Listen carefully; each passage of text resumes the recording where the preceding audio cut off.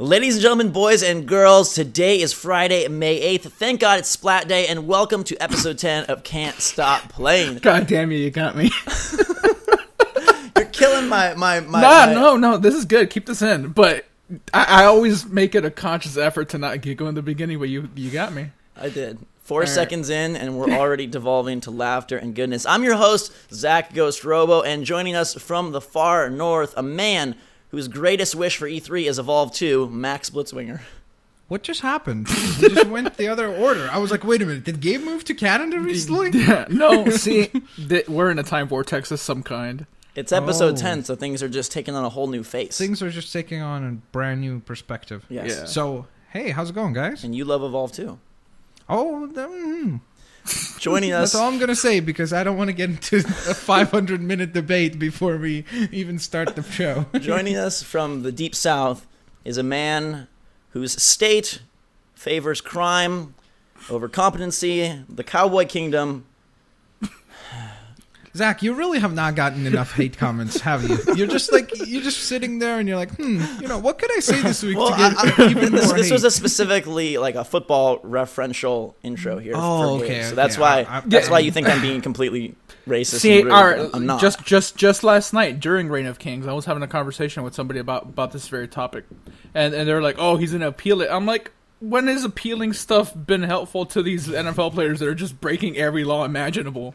I just like how the Cowboys have like consciously picked up 3 guys or 2 guys or whatever, 3 guys with Greg Hardy that like don't have any it's dumb respect for the law. But anyways, another man whose greatest hope for E3 is Evolve 2, Gabe Volatile Gabe.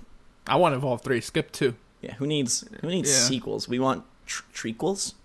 Yeah, I want to play video games in a tree. Speaking of trequels, today's show is all about Sony, and Trico may make its appearance at this E3. Trico, as in like the Pokemon? No, as in the Last third Guardian Eco game. Yeah. The last. Okay. Oh, I see what you did. See, there. like this is where normally Max is the clever one on the cast, but today, since it's episode 10, now he's just like falling to the back of the line. There, you're front of the line for intros, back of the line. For Guess what, guys? I love ketchup now. It's just a thing. No, I hate ketchup now, guys. Can't stand it. The only thing that's constant is that I still love Nintendo, and I'm so glad that I get to play Splatoon tonight. For an hour. For maybe an hour or less. Or probably like 45 minutes. I'm going to predict that it's less than even an hour. Yeah, there's going to be a lot of loading in between. A Nintendo beta, though, that's pretty futuristic. Like, it's an hour, Zach. It's 3 hours spread across 3 different times so that you're able to adjust. So your lifestyle doesn't need to adjust. They will adjust to you. You defend these people so much. Oh, God. Okay, it's pretty futuristic, I guess, for Nintendo. But explain to me the logic of, okay, guys, we are going to have a demo, but we're going to have it 3 times for an hour time span, and that's all you get. Look, makes no sense. Did you watch the Direct yesterday?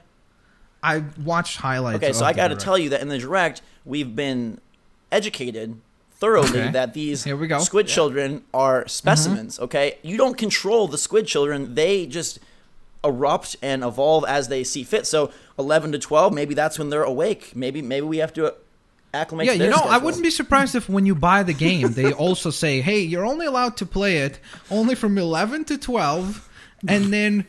For the rest of the time, unfortunately, we're sorry, but you can't play it right now. To be fair, that Direct was probably one of their most focused and flashy Directs I've seen, and like 33 minutes of Splatoon glory, like I was like splooging all Splatoon stuff all over. And this is cool. I'm excited. That's a little TMI there. Yeah, but okay. Look, here. I'm wondering though, in terms of.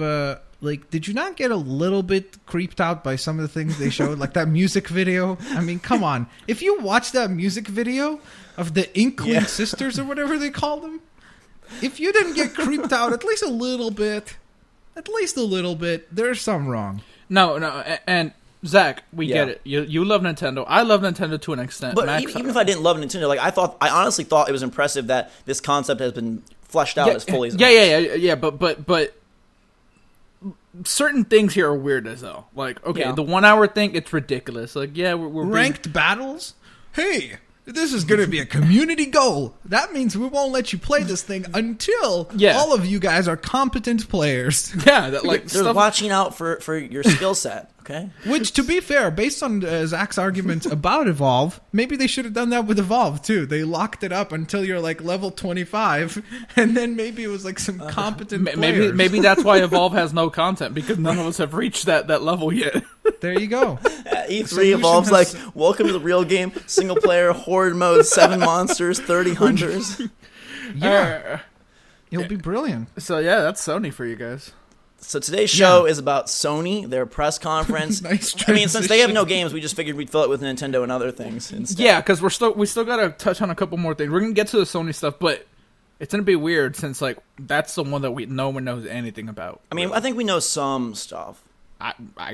Enlighten me. Well, you will the show with quite a bit. All right, we'll get to that. All right, lead us in this other direction first. Let's get this other stuff out of the way. Gabe, along with being a part of a state that harbors football convicts, he is an addict of a different kind, not to crime, but to really poorly designed video games. It's video game heroin is what it is. What have you been obsessing over? That's going to be, if they ever have a boxed version of that game, they're going to quote you on it, and they'll just say, it's video game heroin. Gabe 2015. All right. Okay. So two games. Maybe I'll touch on Destiny afterwards, but we're going to do Reign of Kings first. Okay. Destiny and Reign of Kings. Two things that Zach just doesn't understand. He borderline hates the fact that they even exist.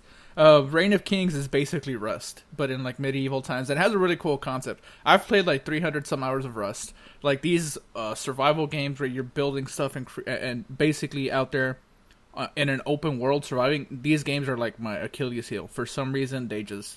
Let me pitch the audience on Reign of Kings real fast. Just give me like my 20-second elevator pitch, okay? Sure. Well, sorry, wait. Let him pitch his idea of Reign of Kings, not what Reign of Kings actually is, because then we'll hear what. Remember Rust, right? This kind of cool game that just sort of events just. You lost me already. Okay, so remember Rust. Rust is fantastic. I don't care what you do. Take Rust, this game. No, the update has been great. I heard dynamic events happen. At your fingertips. Friends, enemies, they come and go like flies, and you're just this poop soup waiting for the flies to just beautifully integrate into your game. But now we're going to take it back to one of the most boring time periods in all of video games, the medieval times. All right, and there's no objectives, okay? But there is an objective. Because this is a create your own game where the designers didn't have to put hardly any thought into it. You can be the one putting the effort into this game in one of the most boring time periods on a game you've already played at least a dozen times based on the survival game of the week on Steam. Okay, all right. Now everybody ignores Zach from now on. And listen to me. I sold Max a copy. All right, so what Reign of Kings is a magical experience. Oh, jeez. They magical experience. Oh, come on, Gabe. No, I know you want to defend it, but not a magical experience. Come on, that's so much. Very strong all right, place look. Start. All right, the game is filled with everything. There's heartbreak. It's filled with everything. There's heartbreak. There's triumph. There's just random events, and it's fantastic. All right, everybody knows what Rust is. You're out there surviving. This one, there's a little bit of a twist because the map isn't actually procedurally generated like Rust is now. It wasn't at first, but it is now. This isn't. This is a set map. It's a decent-sized world. There's one giant castle. It's a giant statue, and at the top of the head of the statue is a throne. Whoever is sitting on the throne becomes the king. Okay. Almost like Game of Thrones. Wow. Oh, I will get into that in a little bit. There is roleplay in this game. All right, so you claim. Let's say I claim the throne, right? And I'm king. I can set the tax to whatever I want. Let's say the highest you can go is 20%. So let's say Have you been king? You can set a tax to 20%. So now 20% of every resource that everybody is gathering goes to your chest, your king's chest. So you're there defending your throne. So everybody's. Why wouldn't you just set it to 100? You can't. 20 is the highest. And even if you set it at the highest, if you set it to 20, people are just going to instantly come kill you because nobody wants a 20% tax. Aren't they going to instantly kill you regardless? Who wants to not be king? Well, there's ways around it. You can build stuff around the castle to block people from coming in. I'm just saying, if I was king, I'd milk it for what it's worth. If I got my 35 seconds of fame, I want that 20% for 35 seconds. Yeah, and that's what a lot of people do, but then they instantly die. But a smart king goes and sets a tax to 5%, and they're still milking resources, but then But why would you want to give your resources to anyone as it is? Well, no, you're not giving them. It's like... Max, this is role-playing. The rules... No, it's not role-playing. Okay, look. Would you rather be a king for, set it at 20% and everybody's going to be gunning for you because so much of the resources is being taken by you? Or would you rather milk them by 5% and people are like kind of okay with you being king because everybody else sets it to 20? So they're losing less than they would be losing if somebody else was king? But why would you want to lose anything? I would just want to be king. Well, yeah, but then you still got to build a home. You still got to make sure that you have everything you need to survive. You got to gather like water and food. You got to make sure that you have. Why not just be? But if I'm king, you will do all that for me. Just be a wandering party of murder scoundrels looking for the king. Yeah, but okay. There's a lot of people on their server. There's always just one idiot trying to always just go for the king. So it doesn't like this isn't like a peaceful reign or anything. All right, here let me tell you about a few things. Right. Okay. Last night we were playing. It was me and 5 friends. We all jumped on this server, and we picked a spot that we liked, and we started just hacking trees down. I basically chopped wood for maybe 20 minutes. Oh, my God. Got a whole bunch of wood. We started building our base, right? Fantastic base. We're good. And by the way, the name of our not a clan. What the hell's the name? Of your reign? Of your creed? No, well, let's just call it a clan. Of your syndicate? Because you can set up a claim on that piece of land, and you basically have it. Nobody can build stuff there except you. And the name of our clan was the Avengers. So, not the Avengers, the Avengers. So we had what was it? We had Captain America.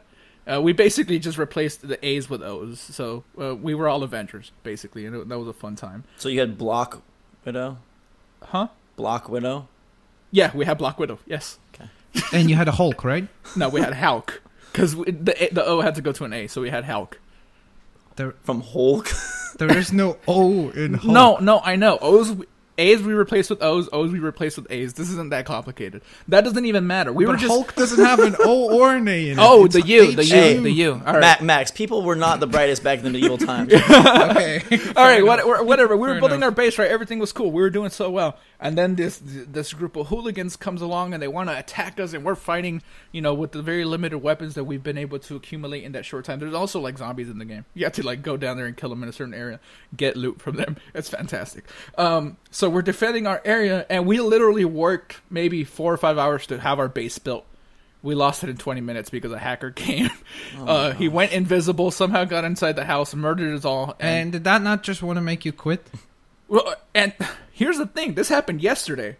The day before yesterday. Since then, I've played 30 hours. The day before yesterday, we had a beautiful, beautiful house. It was made out of stone and not wood. Stone is much harder to break than wood, so it's much safer. It was fantastic. You could see it from the planes very far away. It was almost like an Avengers Tower. At that point, I was actually role-playing Stannis. Made of stone. At that point, I was actually role-playing Stannis Baratheon because somebody on the server was Robert Baratheon, so I just changed my name to Stannis Baratheon, and I went and I befriended him. He became our brother. He had a house right next to our house. We had a creed going. It was fantastic. All right, so we were in a great spot. We had the best armor in the game. We had the best weapons in the game. We were about to go become kings. But, it was like 3 a.m. We logged out. We were like, okay, we'll do this tomorrow. We showed up the next day. There was a server wipe. Like, everything's just reset just because it's alpha, so it does that. My pitch on this game was selling me more than No, this is great. This is great. Let me tell you why. Because we work so hard to build these things up, and it can be taken in an instant. And that's good. And that's great. Yes, there's a certain rush to it. Okay. Like, you're just trying to hold on and maintain as long as you can. Yeah, I just wasted 30 hours of my life. Well, no, it's not wasted because you're having fun. Like, we're sitting there talking and killing. But none of your progress is saved. So then, explain to me then really, what is your incentive to not just want to be the king? Because if it's all going to be taken away, you might as well just quickly as possible gather many resources. It was just bad timing. The server wipe wasn't supposed to happen yet, but they had an update, so they pushed it. There's only a server wipe like every 2 weeks. And in my mind, I don't intend to play this game for 2 weeks. Like, I'm going to play this for a few days, and that'll be that. But yeah, it happened at an opportune time where we were perfectly set up. We had all the best armor and weapons in the game. We were about to be kings finally. And then Wait, you can be kings together? Well, no, one of us has to be king, but everybody else is like knights, and they're basically protecting the king. So the king also gets a special sword. He gets the strongest weapon in the game and a crown, which gives you Wait, a stat. He gets a crayon? A crown. You get a stat boost for the crown. Okay, I thought you said it's a awesome. crayon. I promise you guys, don't well, listen to Zach. Zach's crazy. I'm not even talking. I see your faces. You're see you safe. judging me. I really am like a drug addict. You've done the game all the addict. service it needs. You don't save your progress. Hackers come in and ruin what you've built for the last 10 hours. The server wipe ruins what you built for the last 10 hours. There's a king that's stealing your resources. Like, you're building houses. And all of this is true, but there's such a rush from when you're working very hard to build your stuff, right? And then a group of people comes and tries to take it. Man, I love that when you work really hard to do something and then it just gets totally destroyed. No. Well, you know what you should do? You should, if you remember ever, there used to be an old tag team from WWF, Legion of Doom. Whenever they entered, they had this thing where it goes like, "Oh, what a rush!" So you should have that on a loop, and then every time that like a hacker destroys you, or you log in and everything's erased, you should just play that over and over again. For like 10 hours. We were playing K-pop in voice chat. Oh, K-pop. Yeah, just to annoy people because like people were like trying to attack us, but our base was pretty strong, so they couldn't get in. So to just annoy them, so they would go away, we just blasted K-pop in voice chat. That would be an interesting scene in like Game of Thrones. Yeah. All of a sudden, Baratheon. Yeah. Well, one thing that bothers me, there's like roleplay only servers that like they take stuff way too serious. Like if you're not roleplaying, they ban you from the server. Like, and that's sort of weird. I like the PvP stuff. There's servers where like they really just want to live a medieval life and they don't care like about killing each other. To me, the fun is killing each other and ruining. Well, to be quite honest, medieval life had a lot of killing in it. Yeah. Oh, you can behead people. It's amazing. All right, because you can create a gallows, right? All right. Let's say I'm fighting someone. My friend would go around, sneak behind, and you have a lasso. You can lasso him. You take him to the gallows. You put his head on the gallows. You drop the thing, and it beheads him, and it's great. Or you can just leave him there for days, and he'll just die of thirst. That's also pretty cool. A lot of cool stuff in this game. Yep, that sounds very cool. Honestly, like I think my like or dislike for these kind of games was determined like when I was probably 4 years old, because my like ability to play make believe or like have imaginative play when I was younger was absolutely horrible. I was like, let's play a game or let's go do something or let's like something in the physical realm, not like I'm gonna pretend to be a dog and go lick my puppy friends, or I don't know. No, and I'm jokingly underselling the hell out of it, but it is really fun because there really is a rush. Like if you're so, what's the objective? To survive. It's like Minecraft in that regard. I know, but you told me that this game was different than Rust because there were set objectives. Oh yeah, you can become king. Is to be king. All right. Raise the taxes on people or lower the taxes. Be a man of the people. Be a man of yourself and be greedy. There's different ways you can go about it, but like I was saying, that rush of defending your house when somebody's attacking it, and then you being successful and you fending off an onslaught of people, there really is no feeling like it. And yes, it's stupid that our progress can be just wiped at any moment just because there's a game update, but it's sort of part of the magic. And this is like this is alpha, so like it's not even in beta yet. Wait, it's part of the magic to lose your progress?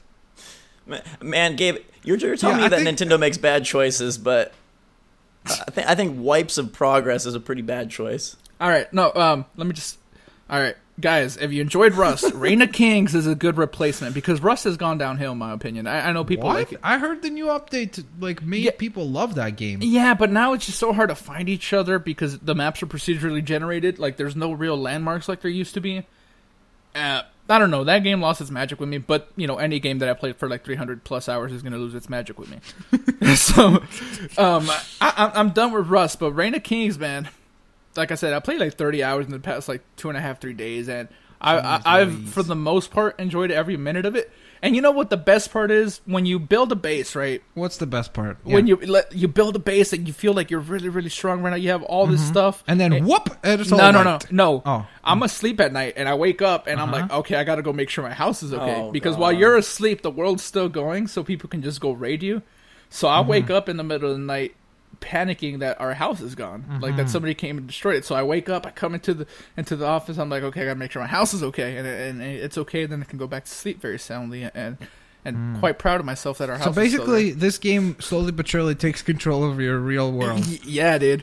Like last night we were at dinner, and Lucy has seen me play this game for the past few days. You started screaming at her to eat quicker? No, and hurry up, my base. And she remembers the days of Rust, right? And we were having dinner with her mom, and she's like, "Oh, like are you in a hurry? Can we go to the store?" I told her, "Man, that wood's not gonna chop itself. I got to get home." I had to continue chopping wood, man. We got to make our base bigger. Is that really how you said it? Hey, that wood's not going to chop itself. Gotta get home. Sort of. I'm ashamed. Well, that's Reign of Kings, I am ashamed. guys. And then Gabe has also been playing another game that Zach could pitch to you in 20 seconds that he dislikes, and that is Destiny, right? Yeah, I'm just back on Destiny. Like, all right, the new expansion is officially out, right? No, still May 19th. Yeah. So you get to choose between The Witcher, which is like brand new fun content, or abusive slave-based content in House of Wolves. You don't know that. You don't know what House of Wolves is. Oh, we don't know. It could be a great game all of a sudden. Magically. It's already a great game. So, Gabe, what have you been enjoying about it? It all started because the new expansion's coming, right? So I'm like, all right, I'm gonna get on, see if maybe I'm missing something. Get on, right? I get my first piece of legendary armor. I'm like, okay, I think I'm hooked. Just the color yellow just drew me.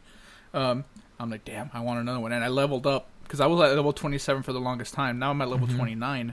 And I'm very, very close to 30. And the cap's like at 31 right now. So I'm like, ooh, I could be like top level. I created another character because I'm very close to max leveling my character. And I don't know, man. The Crucible's actually really fun, which is the PvP stuff. I forgot like how just mechanically sound that game was. Like the gameplay is just really, really good.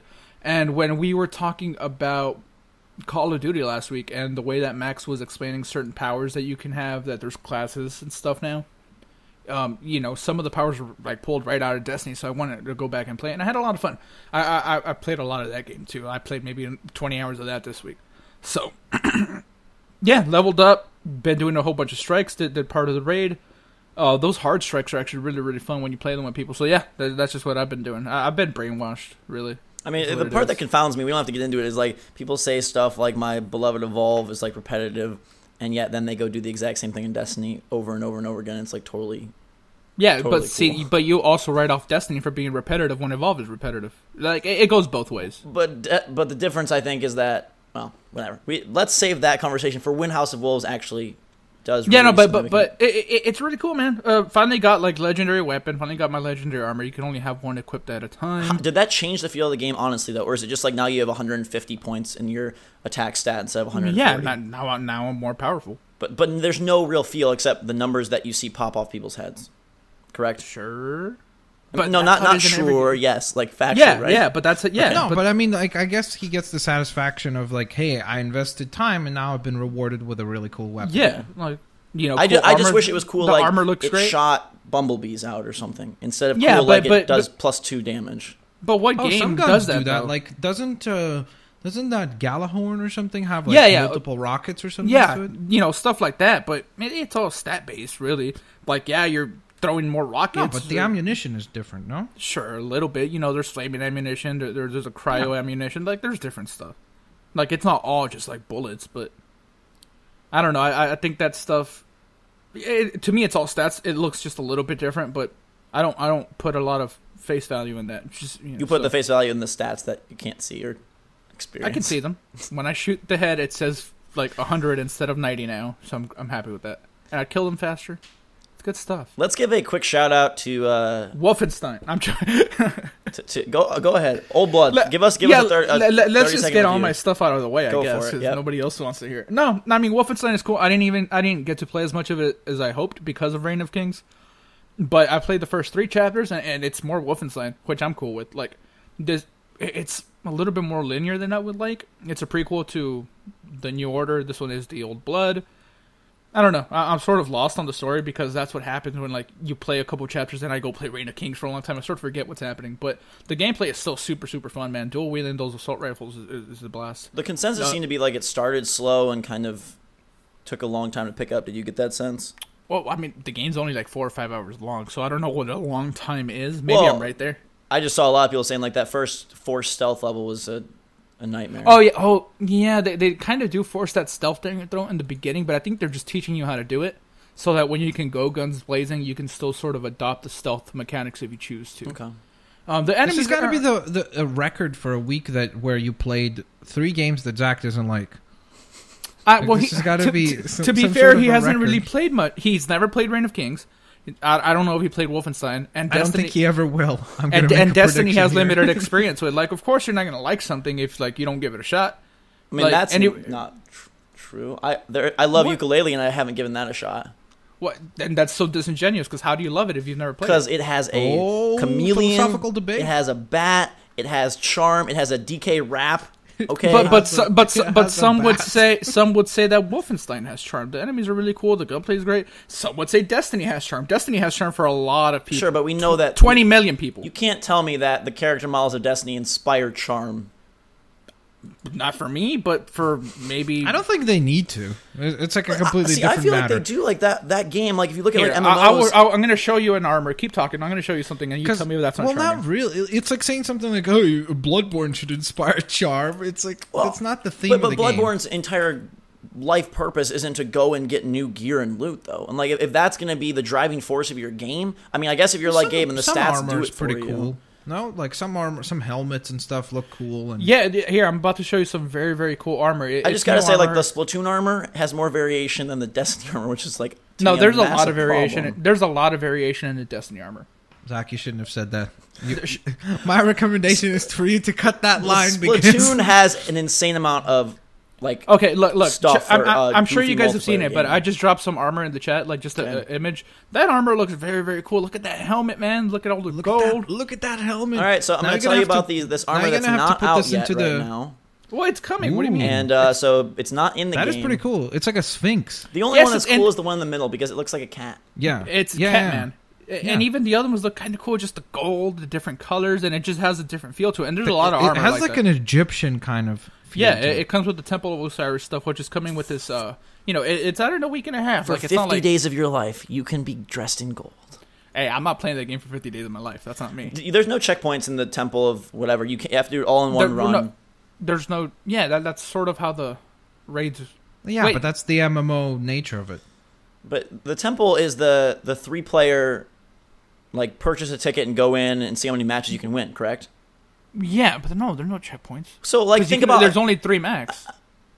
But think about, like, Hearthstone, like, if you had to do Arena all in one sitting, you couldn't come back. That would suck. I think most people do. I don't think people play one and then go... Well, I am the Enigma, then. I go away as well. I don't play all of it in once. Whenever I play Hearthstone, I do them all. Like, I can't stand up until I'm done with them. But... I don't know. I just want to give a brief 30 seconds to congratulate Yooka-Laylee for proving that in 2015 we don't need... Raising 1.2 million euros? Yeah. Actually, Zach gave the 1, and the other people have just given the 0.2. Yeah. Zach is funding this game. I'm backing this game. It's my game, pretty much. Pretty soon, I really love what the director of the game tweeted out. He was like, yes, it feels so like gratifying to be able to prove to all those executives who said, oh, you can't sell a platformer nowadays. Right. And he's like, look at what we managed to do. And that's what I think is cool. That's the only thing I wanted to talk about it was just that speaking of... I'm going to let you get into the cool stuff, because I'm super pulling for that game. I'm crazy excited for it. But, again, super disingenuous to say, hey, look at how successful this is, when in reality, if you sold maybe like 20,000 copies, which is like nothing. I think it's just the idea that crowdfunded support without any tangible product just does show a interest in something, that to say that like, hey, this kind of a game could be potentially very successful in 2015. But do you see what you're doing though? How many how much are they selling it for? $15 or no? I think it's 20. 20? Yeah. Okay. But do you see what you're doing? Because so right now 50,000 copies at least. Because around there. Because just like 5 minutes ago, you said you're I mentioned this armor. You said it's not in the game, dude.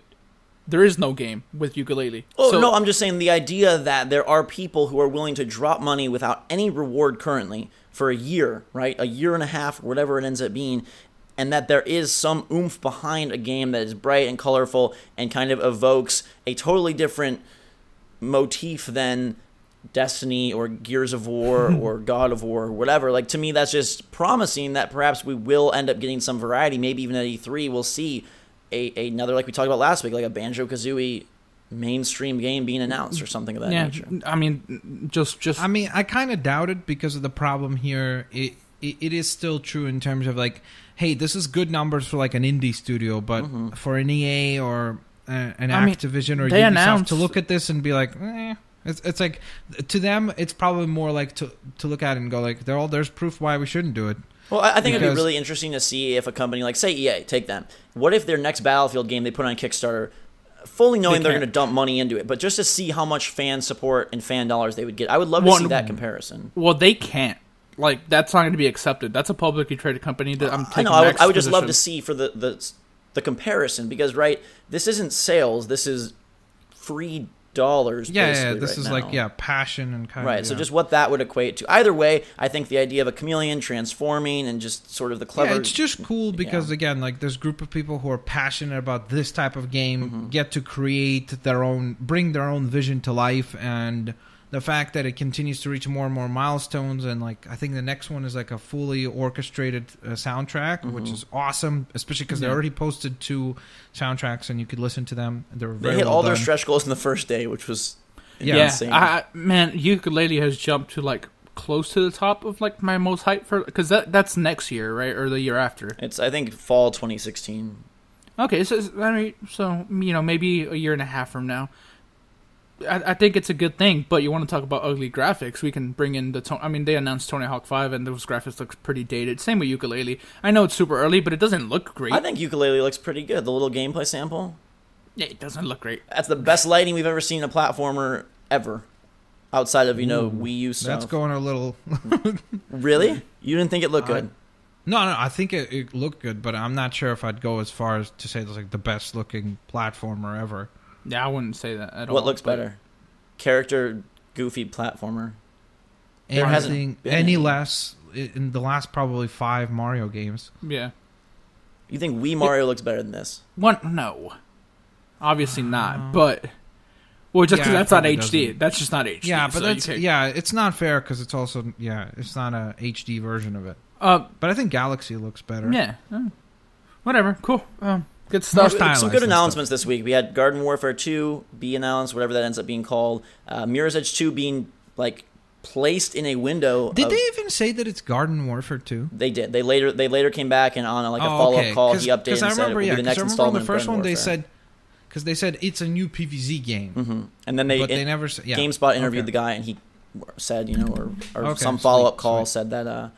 It was reported on GameStop or GameSpot. Reported at GameStop. Pre-order Garden Warfare 2 now. But I like even more Mirror's Edge being sort of locked into a first quarter 2016 window. I think that's exciting because that means that we're not going to just get sketches at E3. We're going to get gameplay.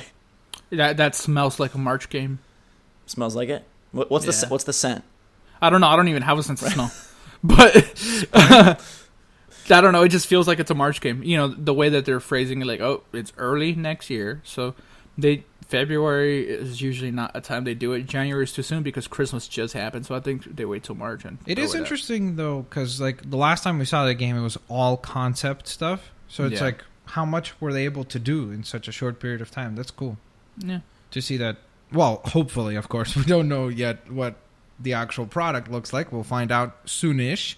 Yeah, it turns out to be it's a Kickstarter game that they're building in like old Unity engine. What if it's like a side scroller all of a sudden? It's an iPad game. Mirror's Edge 2. And I feel like we're about to get into the Sony stuff, but just very quickly, did you guys see that new like leak? There's a leak over there at Bethesda. Okay, because they started with there's a leak, like water is leaking everywhere. Big leak.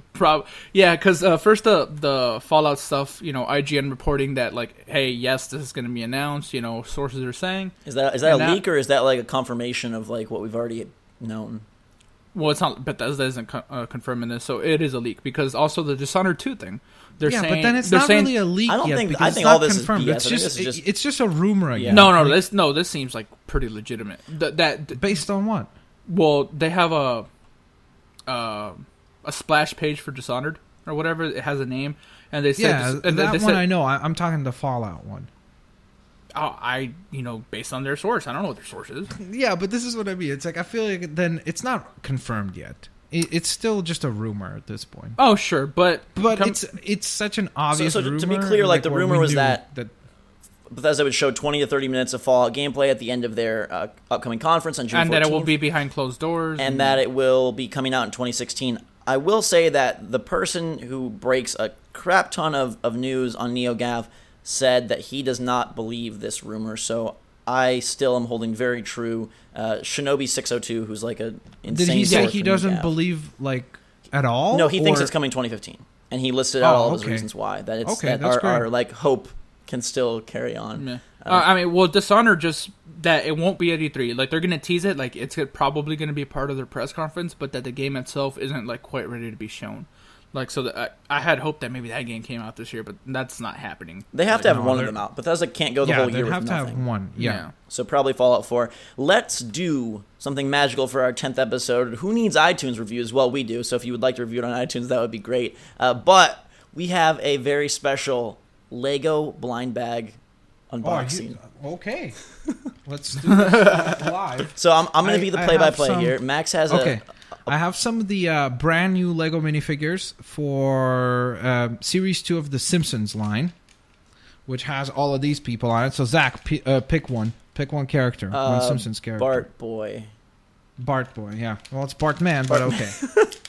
That's I've seen a new all version. Of 2 episodes of The Simpsons, probably. Are you serious? Oh, yeah. I've never seen most. Are you even American? No, I'm actually not. I was saving that reveal for E3, but I mean. All right, ladies and gentlemen, here it is. Here it is. Can I guess who it is? Okay, guess. I think I don't know her name, but can you put the picture up one more time if you can? Just a sec. Oh my God, guys, this is the most exciting thing ever. Perfect radio. Max he's crinkling the foil. Okay, her name's Marge, Gabe. Marge. No, I know who Marge is. That one lady. She's always smoking the cigarettes. One of these? Yes, one of them. I think it's one of them. Well, you're actually correct. You nailed it. Yeah. Dude, this is actually pretty well done. Wait. I'll show you. Okay, so unfortunately, guys, this is for those of you watching video. This is maybe not PG anymore because I didn't put on her little dress here.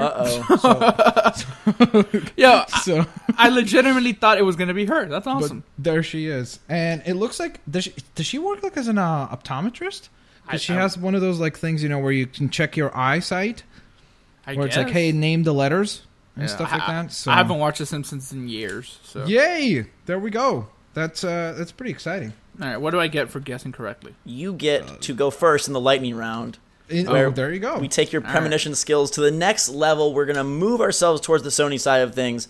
Congrats to Max for unlocking a old lady figure. Thanks. Now that you put it that way, I kind of feel creepy. Keep the reviews coming to iTunes. We definitely do appreciate those, and we'll bring that back next week once we... What a transition.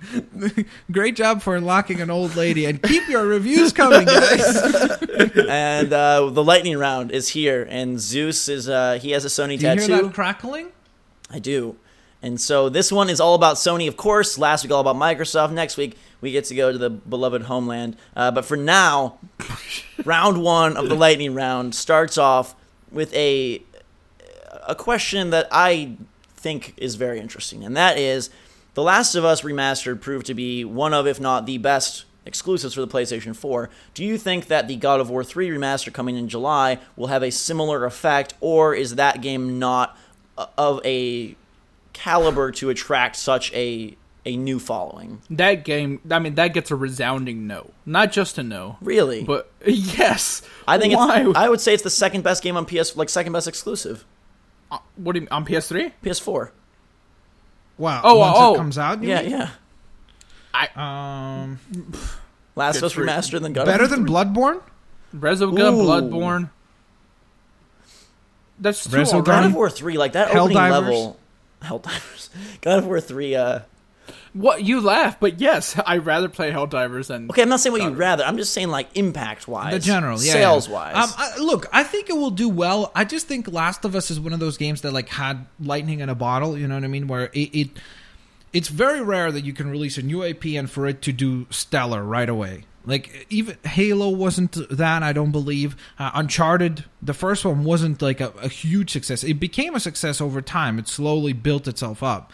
But Last of Us comes out, and it's massive sales, massive numbers. I mean, it was sold out at GameStops for a while. So, I think that game was... Maybe in Canada. Let's clear that up. Not here.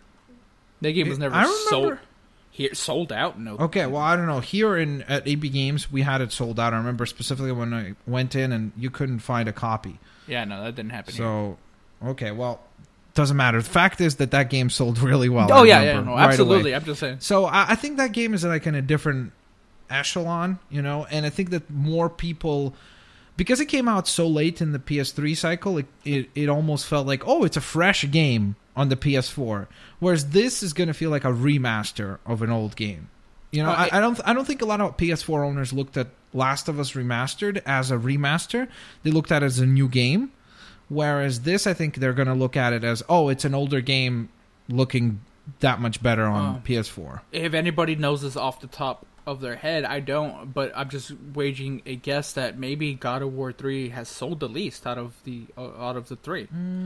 I could be wrong, but maybe. God of War 3 is pegged in at about 4.77 million units sold. The other ones have sold more, I would guess. Yeah, to put in perspective, Uncharted 3 PS2. sold 6.65 million. Yeah, but even like God of War 1 has sold more. Yeah, probably because its PS2 install base was 120 million. Yeah, and my point is just that God of War 3 wasn't all that beloved to begin with, and now you're putting it sold 4 million copies the first time. Actually, to be ironically honest, God of War 3 was the best-selling God of War game. Is it? That surprises me, actually. God of War 1 pushed 4.45, God of War 2 4.07, God of War 3 4.77. I mean, remember that the gaming industry in the last decade has ballooned incredibly, high. So yeah. Yeah. I think it will sell well. I just think, honestly, going to the specific question you asked, if it's going to be received as well as Last of Us Remastered, I don't think so. I think that it'll be looked at as a great filler title. It'll be looked at as a great game for people that didn't get to experience God of War 3 because they weren't a PS3 owner, that now maybe own a PS4. So I think it'll be a great little filler title, but I don't think that it's going to be regarded as, or even sell as well as the Last of Us Remastered. Yeah, I don't see it. I think like Infamous Second Son is sells more than this. Like, I don't know. God of War 3 is just not that beloved. And then after that, Ascension came out, right? That's what the other one was called. Yeah. Mm-hmm.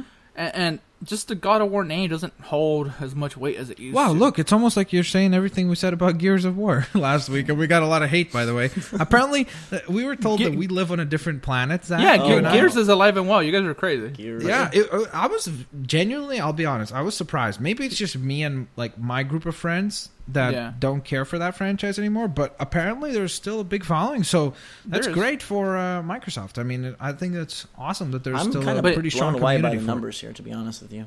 Of what? Just 4 million doesn't seem like that many copies. Tomb Raider was considered a huge failure at 4 million, right? Oh yeah, but that was on 2 SKUs.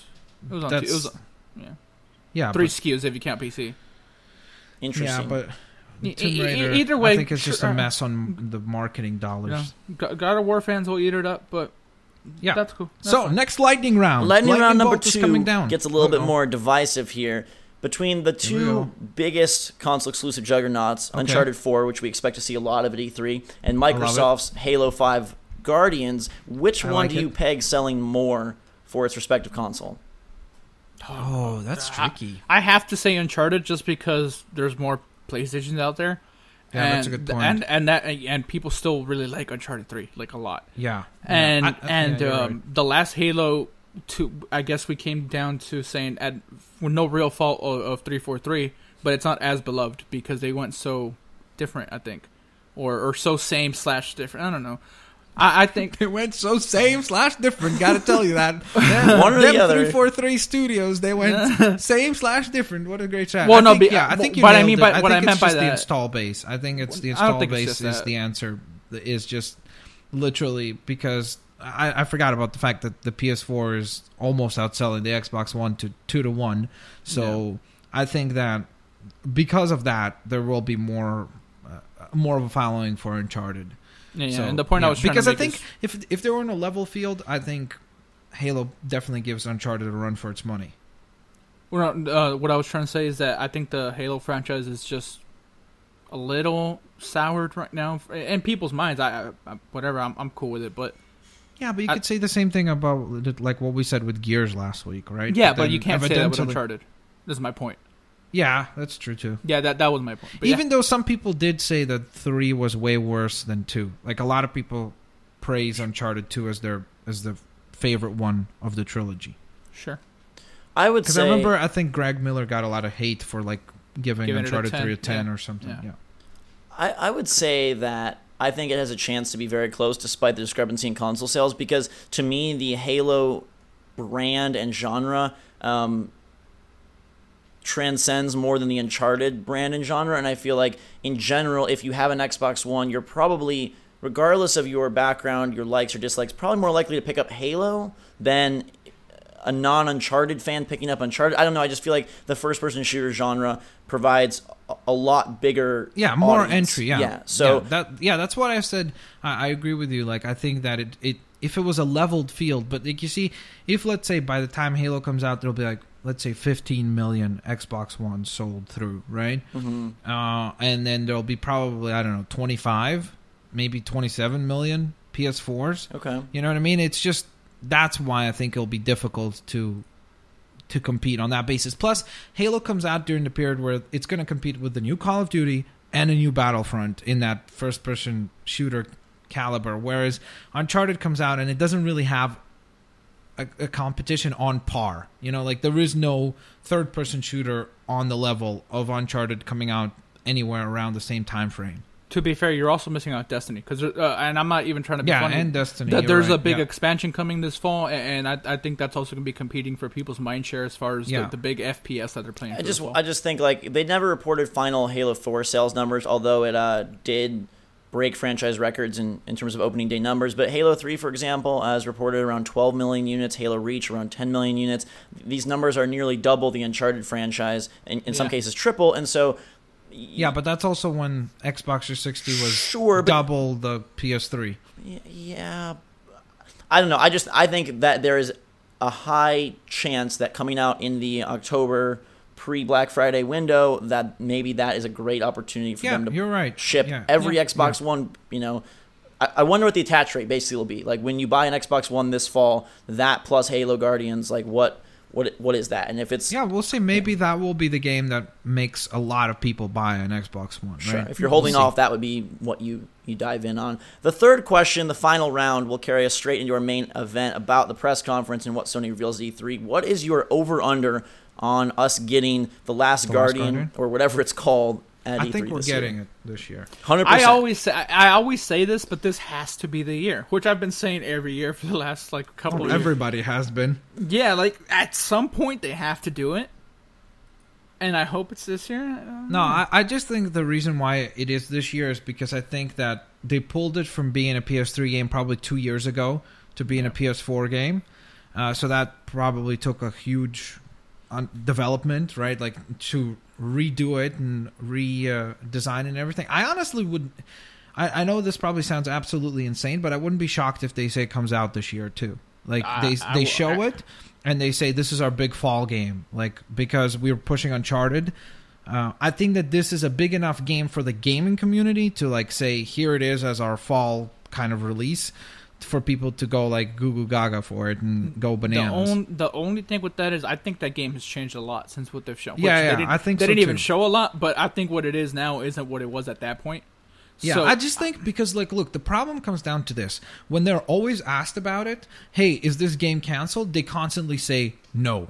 Like if they go out of their way to say this game is not canceled, we're still working on it. At this point I feel like it would have been beneficial for them, like let's say last year at E3 or the year before that, like when they had stellar presentation and all this buzz, to just say, look, that project is already canceled, you know, because I feel like people wouldn't have even been so upset at them at this point. But now, since they've said again, nope, we're still working on it, I feel like we have to see something for this game. But I'd be more surprised. I would be less surprised to just find out that game's just never coming, and they'll also never confirm that it's not coming out. Like, think Half-Life 3. I would be less surprised at that than at it coming out this year. Like, if it comes out this year, that's humongous. But I don't think it happens. My takeaway is that... So you don't think it happens at all? Or you don't think... No, I think it happens. I just don't think it happens this year. Okay, I'm saying it would surprise me less to hear that it's never coming. I'm just saying I'd be super surprised if it came out this year. I would I'm gonna put my money on that it's not announced, and more so announced is or not revealed, not shown, and more so for the fact that Shadow of the Colossus came out a decade ago, and I don't know that kind of a game holds the AAA appeal now. Like, I think its name and its like mystery holds more hype than the actual game itself. In the same way that like Half-Life 3 probably has so much more buzz because of that whole like intrigue because versus of the lack of it coming out, right? And actually the quality of the game. Like Shadow of the Colossus is a very beautiful game. Eco is a very like beautiful game, but a non-combative, I don't know how you would market that as your I don't premier think it title. Needs to be.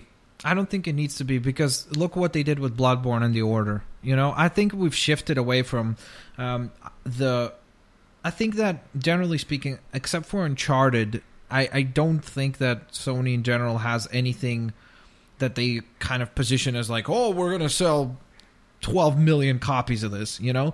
I think that they've kind of almost like become a lot more specialized in their exclusives, where their exclusives are targeted like they maybe have a smaller budget now so that they can get profitable at 2 million or 3 million sales. Of course, they hope that they all sell 12 million. Sure. But I think we saw with Order, Bloodborne, games that are a little bit more niche, a little bit more specific, and kind of cater to specific segments of the audience. And we see them take on more indie titles. We see them work more with third parties to provide exclusives through that means. So I almost feel like it's become like a different kind of world in terms of the exclusives are not what we used to think of, where, hey, every exclusive has to be this, like, you know, giant, colossal game that you just say, here it is, ba-boom. Now they could say, hey, this is Last Guardian, and I think that it would sell a few million copies because of its appeal to the gamer, like that hardcore gamer audience, you know? And then no doubt, that word of mouth is going to generate sales through other people too. Look at it this way, though. Is that a game that you put... I feel like in gamers' mind, like, momentum-wise, that's like a show closer. But from Sony's perspective, I don't think that's something that they would, like, hitch their confidence onto. But I think we saw last year, both Sony and Microsoft hitch their wagons onto gamers. We saw them say, hey, we're going to end with and kind of showcase games, and we're going to showcase game stuff. And I think if they come out and they say, ladies and gentlemen, Last Guardian, and they just show like even a 30-second, maybe a minute clip, I honestly think that the reason why they're holding off of it is so that they can make sure that when they reveal it, it'll be significant. It won't just be, hey, here's the logo, guys. It's coming to PS4 Oh, totally. now. I just think it's a case of like, almost like the Metroid thing. Like, sure, it seems like in our hardcore space, this is a beloved, wanted thing, but in the grand scheme, I think they would be much more... I mean, a Last of Us 2 and just a title screen would be more hype-inducing for the general public than a Last Guardian. And look, they could do that because Naughty Dog has two teams, right? And that second team must be working on something. I mean, they had a lot of turmoil with Uncharted, so maybe they came together to finish it. But the fact is, that's definitely a possibility as well, like, no doubt. But and I wouldn't be surprised if they do finish with something like that. But look, Bloodborne got a lot of time in all of the conferences prior to release. So I think that they could treat The Last Guardian as Bloodborne, where don't they're you like, think hey, Bloodborne, though, with the Souls series, has way more intrigue and interest than The Last Guardian, though? I don't know. Like, who plays The Last Guardian besides the 25-year-old that played Shadow of the Colossus? How much did Shadow of the Colossus sell? I wonder. We are all sorts of data focused today, which is good. Yeah, I wonder how much that game sold. Because again, like, I agree with you on the fact that it's not a game that I think anybody who says, "Oh, it's going to sell as much as like a COD or an Uncharted," but I don't even crazy. think Sony expects it to. Like, I don't think Sony's positioning this to sell a lot. Like, it's going to be probably another good game that they can say is critically beloved, just like Shadow of the Colossus. I'd be surprised if Shadow of the Colossus sold like 2 or 3 million copies. I don't think it did. I don't know the numbers. I'm completely ignorant as far as that. But it's looking like it's about a little over 1 million. Yeah, so I mean that seems right, and I don't think Sony is making The Last Guardian expecting to sell crazy. Yeah, I think they're expecting like it to be like maybe 2 million, 1.5 million, somewhere in there. Yeah, and just have it be a critical darling, and that's another check that you can mark. So let's dive into Sony here. By the way, Alvaro wrote in with some talk about The Last Guardian. His name is. Let me say his name correctly. Okay. His name is Alvaro. I can speak Spanish a little bit. You can roll the R's. Thank you. Alvaro. Yeah, I have a hard time doing it, but I can. Yeah. All right, nice. So let's get into that. Just what we think we're going to see at the show, and I guess I'll just start it off by, what are we going to see at the show? Because something. Last year, exciting. I mean, Powers took up a decent amount of time. Batman took up a decent amount of time. Bloodborne, Uncharted even got Destiny. Not a lot, but Destiny. So if you think about it, Batman, Uncharted, Destiny, all of these games, Power Season 2, could get time. There won't be a Power Season 2. It was renewed just last week. What? Yep. Nobody watched that. It was renewed and I've been hearing a lot of good things about that show. I haven't watched it, but it might be cool, but just the YouTube numbers are really low. Unless a lot of people are just watching it on PSN, which maybe, I don't know. But the YouTube numbers are crazy low. I think it's interesting because we talked about it a little bit last week, how we going into the Microsoft conference, we almost know everything that's coming, but we also know that there's a lot of stuff coming. With Sony, it's the complete inverse of that, where we don't know 100, we can't 100% predict anything, because a lot of these studios have been working on things for quite a while now, but we don't know if they're working on sequels or if they're working on new IP. There's some rumors here and there, and there's rumblings of things. And then there's the element of, hey, we don't know anything that's coming in the fall. There's literally nothing for Sony. We really know nothing. Except for that horror game. It's scary and it's exciting. What was the horror game called? Dawn something? Well, Until Dawn, yeah, that's coming, but that's not in the fall. That's not in the fall.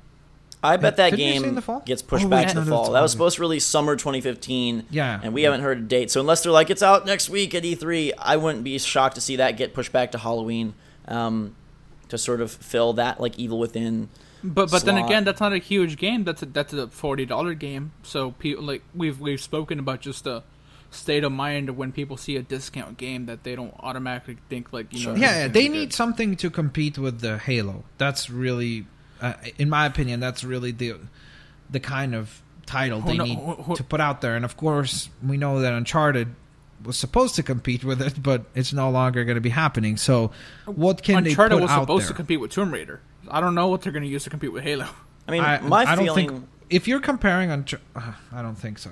I think Uncharted is competing with Halo. You guys have no faith in Lara Croft. I do. No, he has. He just said that it's supposed to compete. Max, you have no faith in her. I have faith in her. I just don't think that Tomb Raider game was on par with Uncharted. It really, not because it's a female hero or something. It's because of the quality of the game. I've said it before. I'll say it again. I think Rise of the Tomb Raider of it and everything is a better game than Uncharted 4. Well, Uncharted 4 isn't. Oh, you're better. Guessing. Well, we'll see. But yeah, we'll see. I doubt it. I think the big hole filler is Project Horizon, which is Guerrilla Games' new big RPG. Oh, is this? Whoops. Who is this? Who is this from Sony? Are they calling? Elite? They're calling. They're like, hey, you're not allowed to talk about this. Was that Guerrilla? This game has been revealed only in concept art and in theory, which is this big open world RPG that merges futuristic robotic dinosaurs with more ancient weaponry and armor, with a redheaded girl main character.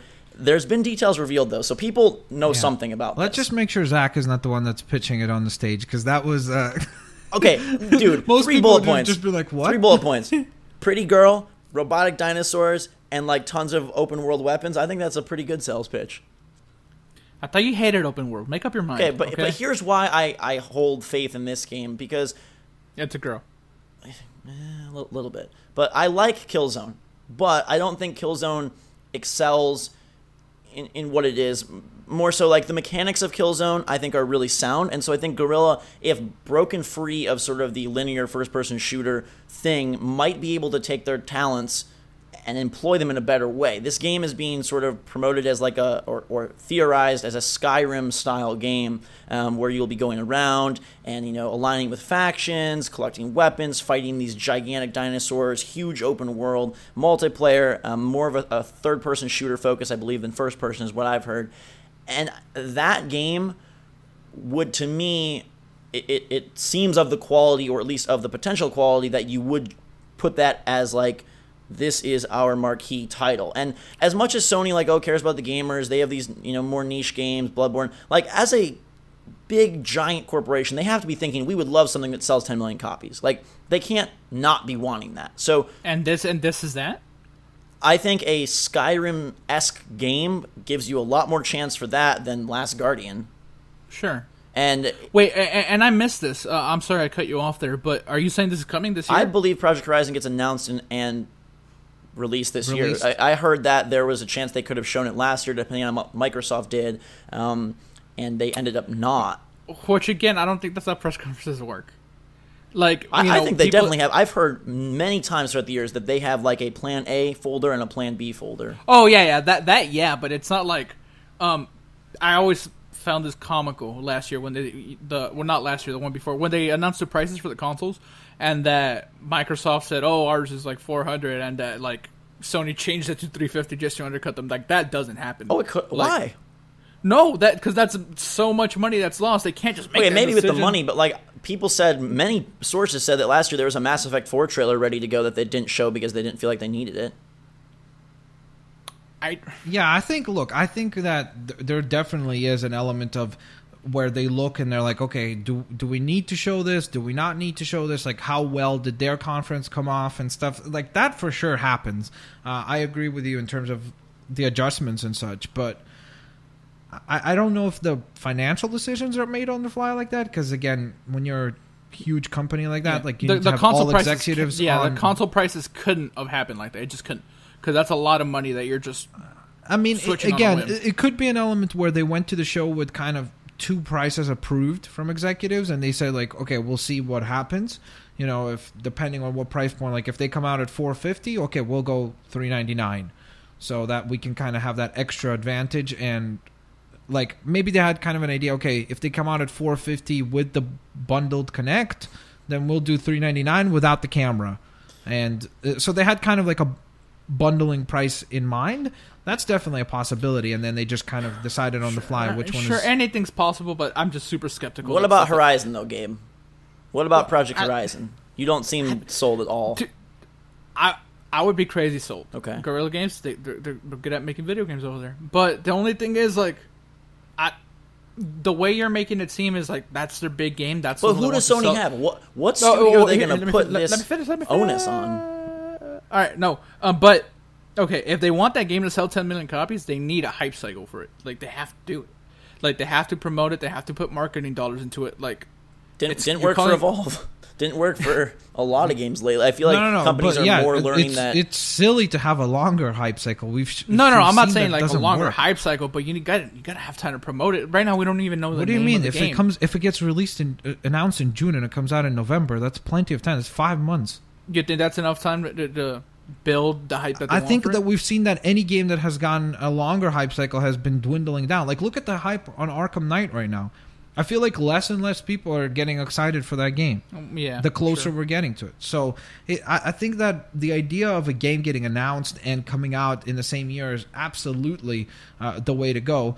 I think that, you see, I think that we with Sony will end up being and kind of hovering into the category of damned if they do, damned if they don't kind of territory, because the problem is if they announce this and it's a new IP, people are going to be like, yeah, but it's nothing compared to Halo 5. And it's like, okay, but it's a new IP, guys. It's what you've been asking for, and it's something interesting, something new, very stylized. Definitely has a lot of style in terms of the fact that the things that we've seen, it looks very unique, like to... aesthetically speaking, at least.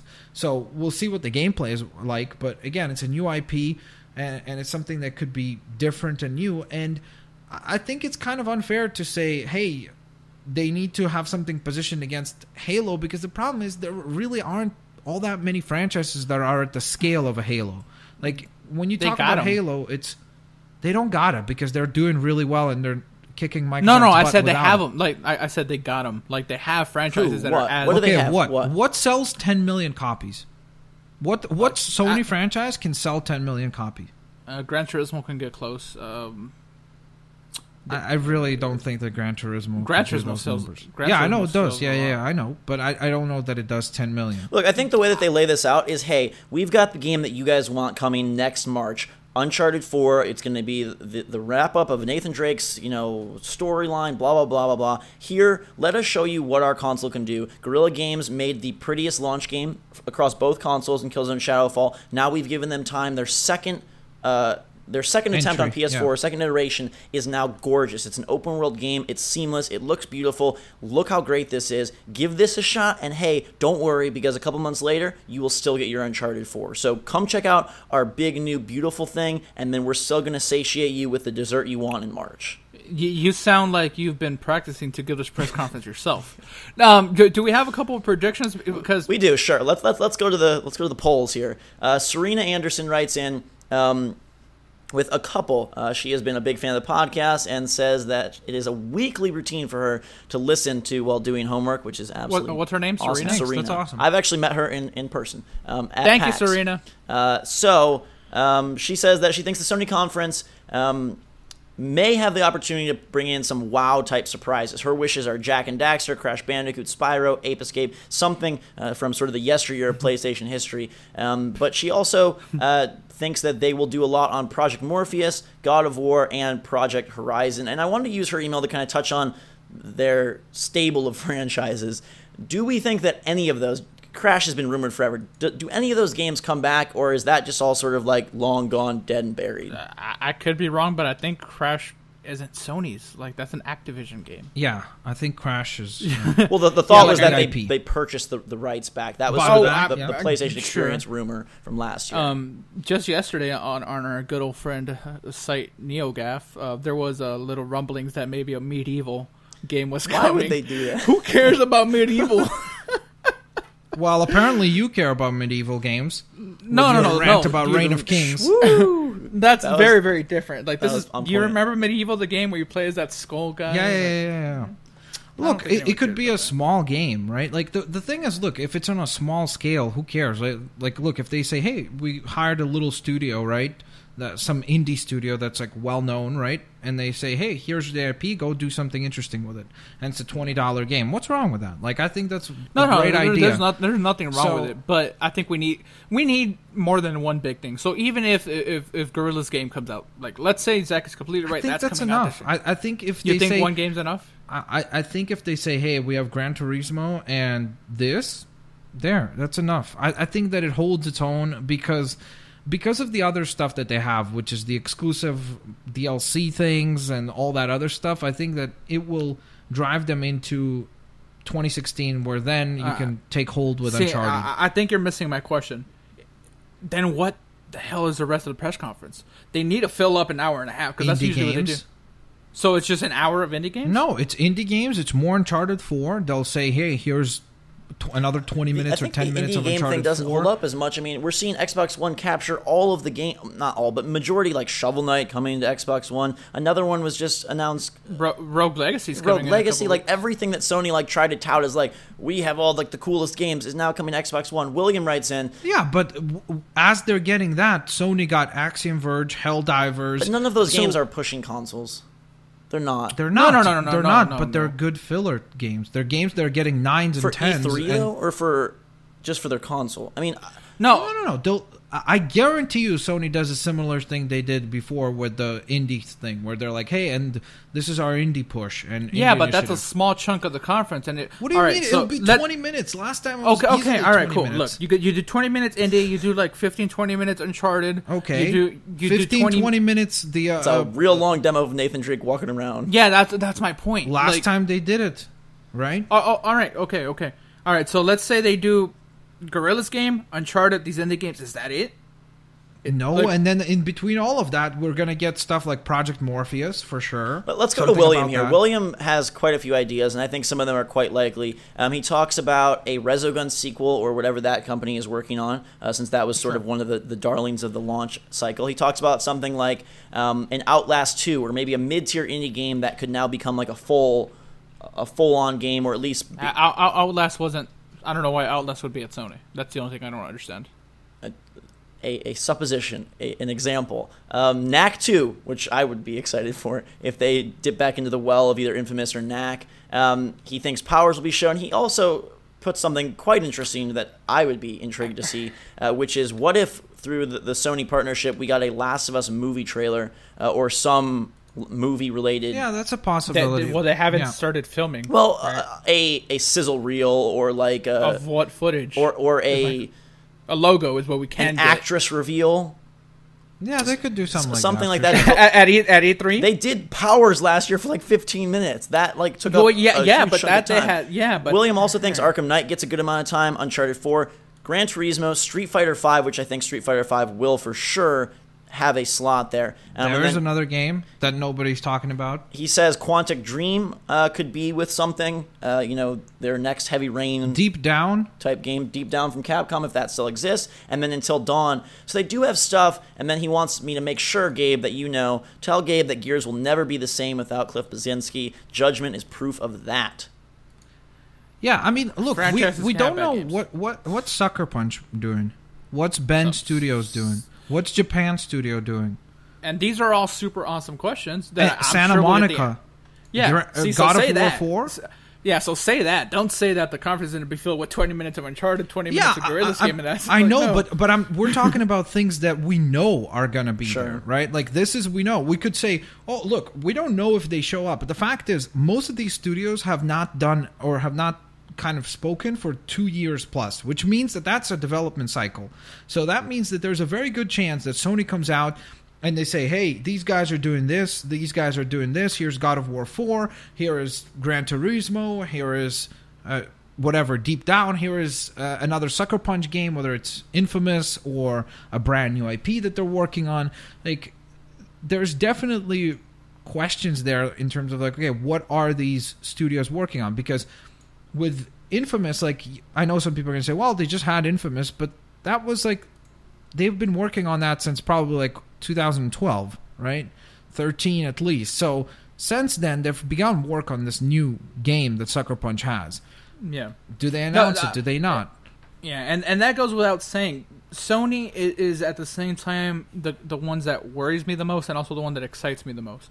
Because it's worrisome that these developers haven't spoken for a really long time, and they still may not. Like, it could easily, maybe it is just another big indie showcase and an Uncharted thing, and we see Batman, which we've seen a lot of. That game's going to be out, so yeah. I don't care to see Batman. That's why we said it's a double-edged sword for them but in terms of like where we don't know stuff, but it's also exciting because we don't know they're stuff. setting themselves up to possibly have like the biggest show. Like, they could go in guns blazing and be like... And to be fair, let's also be honest about this, that Sony has done so far, like, knock on wood, they've not hit any stumbling blocks. Like, since the launch of the PS4, since the announcement of the PS4, they've been like steadily, like, consistently making good choice after good choice after good choice. A little bit of a stumbling block, I guess, with the order, but other than that, like, they've done a very great job of addressing the game or doing indie stuff, updating software stuff, like giving more and more updates to things. So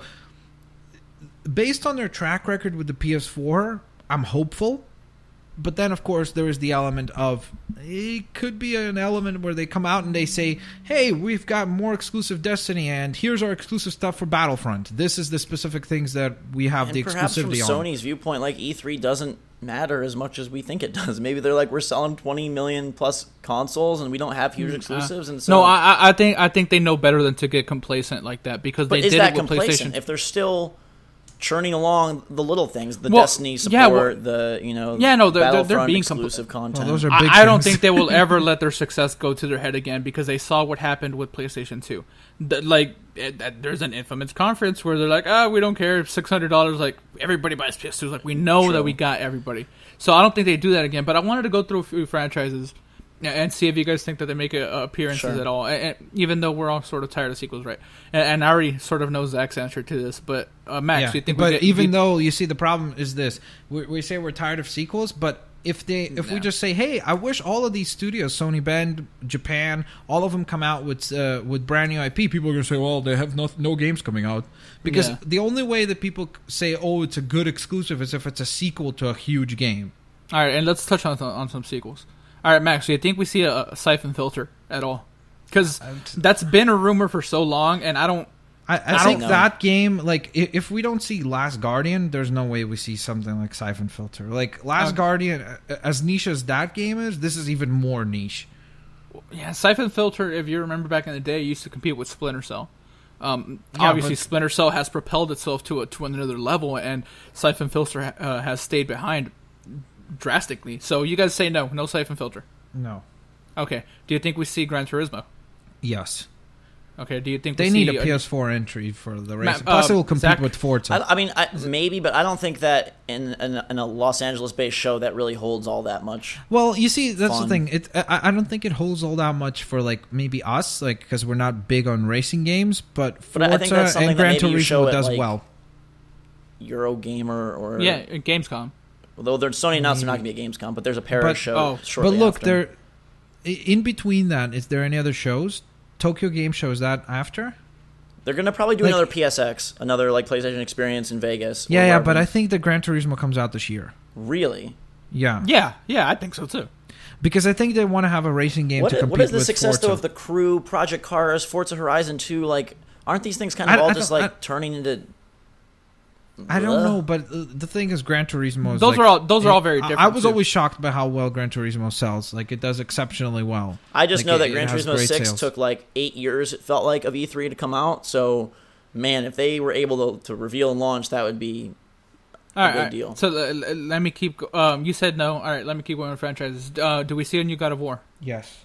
God of War 4. That's what Santa Monica's been working on. Zach? I say we see a I mean, I don't know if it's called God of War 4. I think it'll be maybe God of War something. Just to give you a little update, Gran Turismo 6, this is not final sales, but Gran Turismo 6 sold 3 million fewer copies than Gran Turismo 5, 25% less sales, very disappointing, worst selling game in the franchise.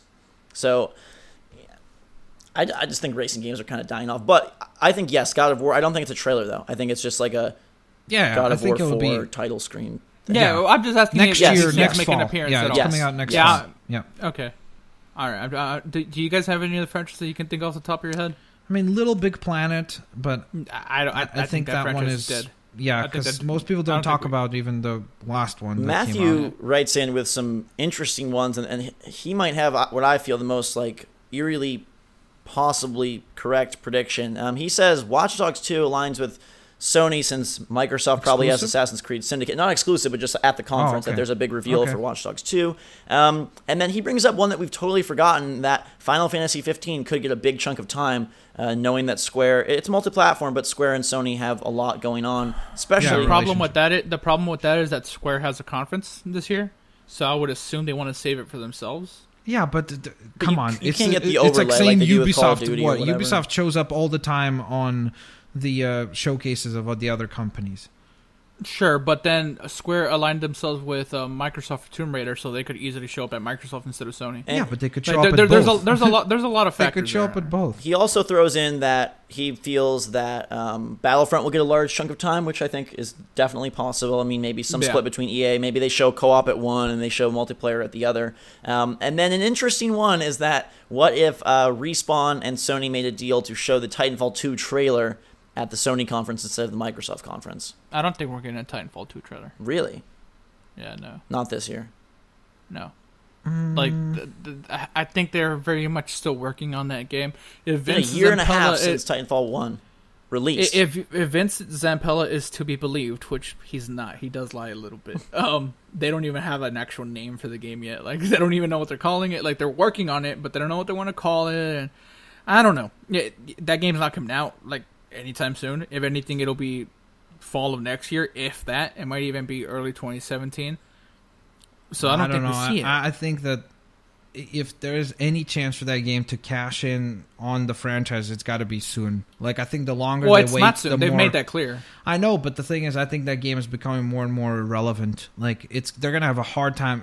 Like, if they're gonna bring another game, it's probably not even gonna be called Titanfall at that point. I think it'll just be called something else. I mean, I think now is the time you do show it, because think about this. This game released March 2014, so November 2016 would be a 2.5 year time frame. If you push that thing to November of 2017, I mean, at that point we're 5-6 years into these consoles, and Titanfall means nothing anymore. Maybe they aren't far along, but I'm not saying they push it into fall 2017, but March again, because they released in March. I think that if they are going to make their company a name for itself, they have to cash in, like get me excited on Titanfall 2, and make this like, we have a studio that can put out pretty pimpin' AAA games, and if not, then like shovel them away. You touched on that because they did make reference to we are a two-team studio. We're working on something else. It's not Titanfall, but it's also much smaller.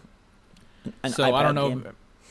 I don't know what's that, but maybe something. I think Sony's conference is defined mainly by demos and trailers of third-party games with.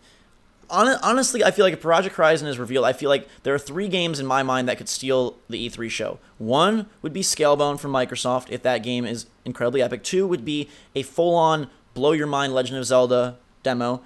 And that's not happening. Okay, hold up. They said it's not at the show. I'm just saying, the games that have potential. I don't think anything else from Nintendo has the potential to win the show. And 3 would be Project Horizon. Honestly, if you think about what we have, sure, like, maybe Assassin's Creed Syndicate's great, maybe Battlefront's great, but in terms of, like, show-stopping, moment-in-time games, I honestly think Project Horizon could be that, because you're talking about cutting-edge graphics, something brand new. Yeah, a very talented group of people. Yeah, like, that is the game, to me, that, more than even God of War, like, because God of War has baggage with it. I feel like if you give something like, this is our new, like, think about how Sony's going to frame this. This is our new initiative, like, in the way that Bungie, touted Destiny. Our new moment forward, our Project Horizon, they reveal the title or whatever. Boom, a new era of gaming with crazy graphics. Like, that's the game to me that you sell your conference on, and then the Batmans, the Uncharteds, the Final Fantasies, the Watch Dogs, it's or whatever. all supplemental. That's supplemental. Yeah. And then you can come in and say, hey, guess what? Our studios are working on, whether it's a full trailer or whether it's, coming, but like that's when you get the Gran Turismo, the God of War, the whatever else. But I really feel like this conference, either it's hitched on Project Horizon or I don't know what they're going to center it around, because to me that's the game that really would draw a lot of hype. I mean, we have to be realistic that they are showing Uncharted 4. Like, there's more Uncharted 4 coming. Do you think that Uncharted 4 is a game that shows well? I feel like it's a game that's going to review well and plays well, but does that game show well? I thought that I know that you didn't like that demo last year, but not last year, at the PlayStation Experience. It was last year, end of last year. Yeah. But you didn't like that trailer. I thought that was impressive as heck. Like, just the way that, because that trailer showed like what they're doing from a gameplay standpoint, like how smart the AI in that game is going to be, and in my opinion, it was like really impressive. Just the scripting that they were able to do was just insane. In a game that feels very open, it's actually scripted. So I think that that's really, really impressive stuff, and interesting in terms of how it looks and how it plays. So I think there's a very, like, without a doubt, they do something with Uncharted. Like, there's no way that they don't mention Uncharted 4 at all. Oh, it gets a major slot for sure. Yeah, but I don't think it's getting 20 minutes like that. I don't think they're doing that. I mean, you see, that's the thing. It's like, it depends, like, how they do it. Like, if it's a demo, there's no issue for it to be 20 minutes, you know what I mean? Because they could come out, don't forget, like, they always do like the pre-introduction, then they'll say, hey, here's the game, and then after that they'll probably talk about a pre-order bonus or something like that. I would love to be the guy designing the press conference. Like, what job title is that? That's what I want to do in 10 years, is be the press conference. Like, you got this giant, like, chessboard, and you're like, Uncharted, and you like and make it a little bigger. And by the way, we also haven't talked about Project Morpheus at all. Yeah. That's going to be a thing too. There is more than likely they will talk about it, because they said that, from what I understand, it's coming out next year, right? Yeah, I don't care about that thing. So, yeah, but that's just me. Yeah, but I know that's. So now we get Sony talking about peripheral mumbo jumbo, and Microsoft just forgets Kinect. Because Oculus is coming, so yeah, but if they Oculus is a PC device though, and Like, yeah, no, look, but if they come out I'm and saying they say, "Hey, this is a really cool product," and look, it's their job to make you care, right? So if they come out and they say, "Hey, Bend has been working on an exclusive Morpheus game, and this is what it is," maybe that will attract people to try it out and give it a go. And I mean, we'll see. Again, it's certainly not probably the place to do it, which is why, again, I'm hopeful of the fact that they're going to focus on games. I mean, I just got an email yesterday from the E3 organization saying virtual reality will be at E3. Come to experience the latest technology that the world has seen, blah, blah, blah, blah. So that is going to be a prominent part of something. I just don't know if it's a game related. Like, do they have a big game to show for that? Or is it more just like, we've got cool tech, check it out? I think they'd have to. I think so that's the next the year, only way they can convince people to like give it a go, because I feel like in a lot of regards, like we see now Guitar Hero's coming back, Rock Band's coming back. I don't know that people have like recovered from the peripheral swarm. Like if we look back like 5 years, there was a lot of peripherals. There was all these guitars, music devices. There's the Wii. There's the Kinect. There's the Move. There's like 100 different things that you could buy as little things to attach on top of your console experience. Now, I don't know that the market has recovered from that yet.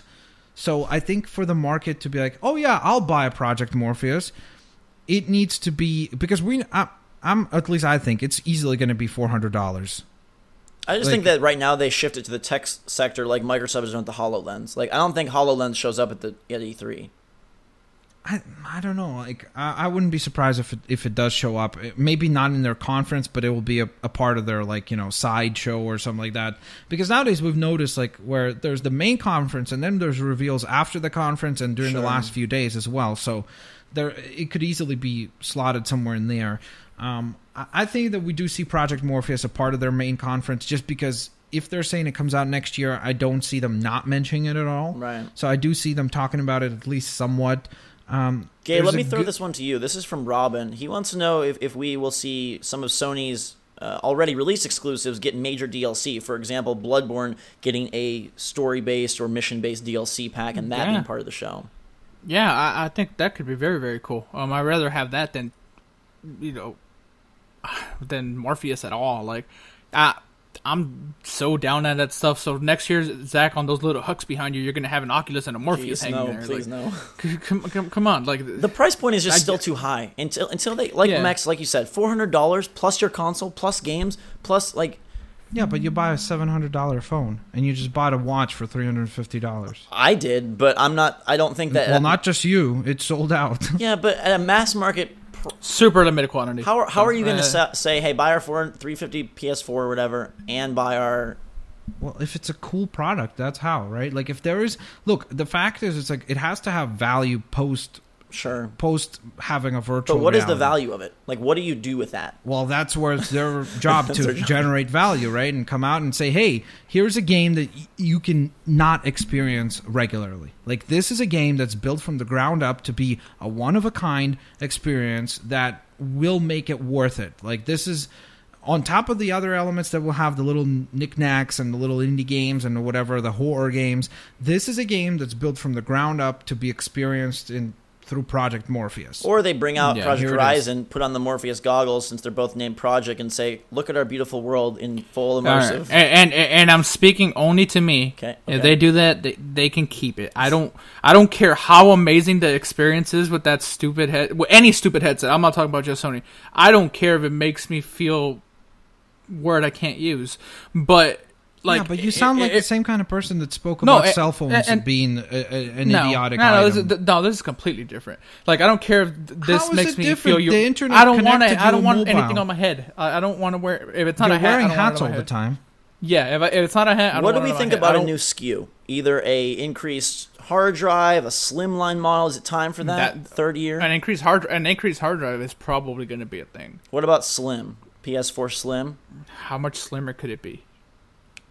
I don't even know if they do another SKU right now. I think we'll just continue getting the bundle thing, like different games like what we're getting with Arkham Knight. Maybe they'll say, hey, here's a Battlefront game, since they have a tie-in, right? So they'll do, hey, here's a package with Battlefront. They'll do a package maybe with, I don't know, Project Horizon or something. I think they're doing well enough right now. I think maybe you see it's tricky because there is an element of like more and more digital stuff, so maybe they do a bigger hard drive, but I don't see it like getting rebranded like the actual console. Sure. I think they'll just do, hey, here's a bigger hard drive and Star Wars Battlefront, and it's still whatever, let's say $399, right? And I think that's what happens. Like there's just a bigger hard drive now, and I think the price point stays the same. I think these 500 gig ones get phased out because they did that with PS3. They phased out like the 40 gig ones, and now they all have 120 gigs, but they're all the same price. So James writes in. I was going to touch on your point. Besides Bloodborne, what other game could have DLC? Like, and Destiny in a big way. I mean, they could do something along the lines of how Infamous had sort of a standalone with First Light, an Order standalone to try to juice something out of that franchise. Maybe. Other than that, they could do a side story for one of the characters for sure. That could work. It could just be. Can we get an act too, guys? Yeah, that's one of the guys. William, I believe, wrote in and was pulling for that. Do you think that, the first year, sure, like when you're like, hey, Sony and Battlefront or Sony and Destiny, do you think the Sony Destiny partnership means anything at this point? Yeah. For year 2 of that? Yeah, it did. Really? I think if you look at the numbers, it does. Well, I know that, but what, like another new map, like how does that have any? Well, it's not one. See, because it's this, and you make it this. Like, it's much more than a new map. Their partnership is way more than really. That. What is it?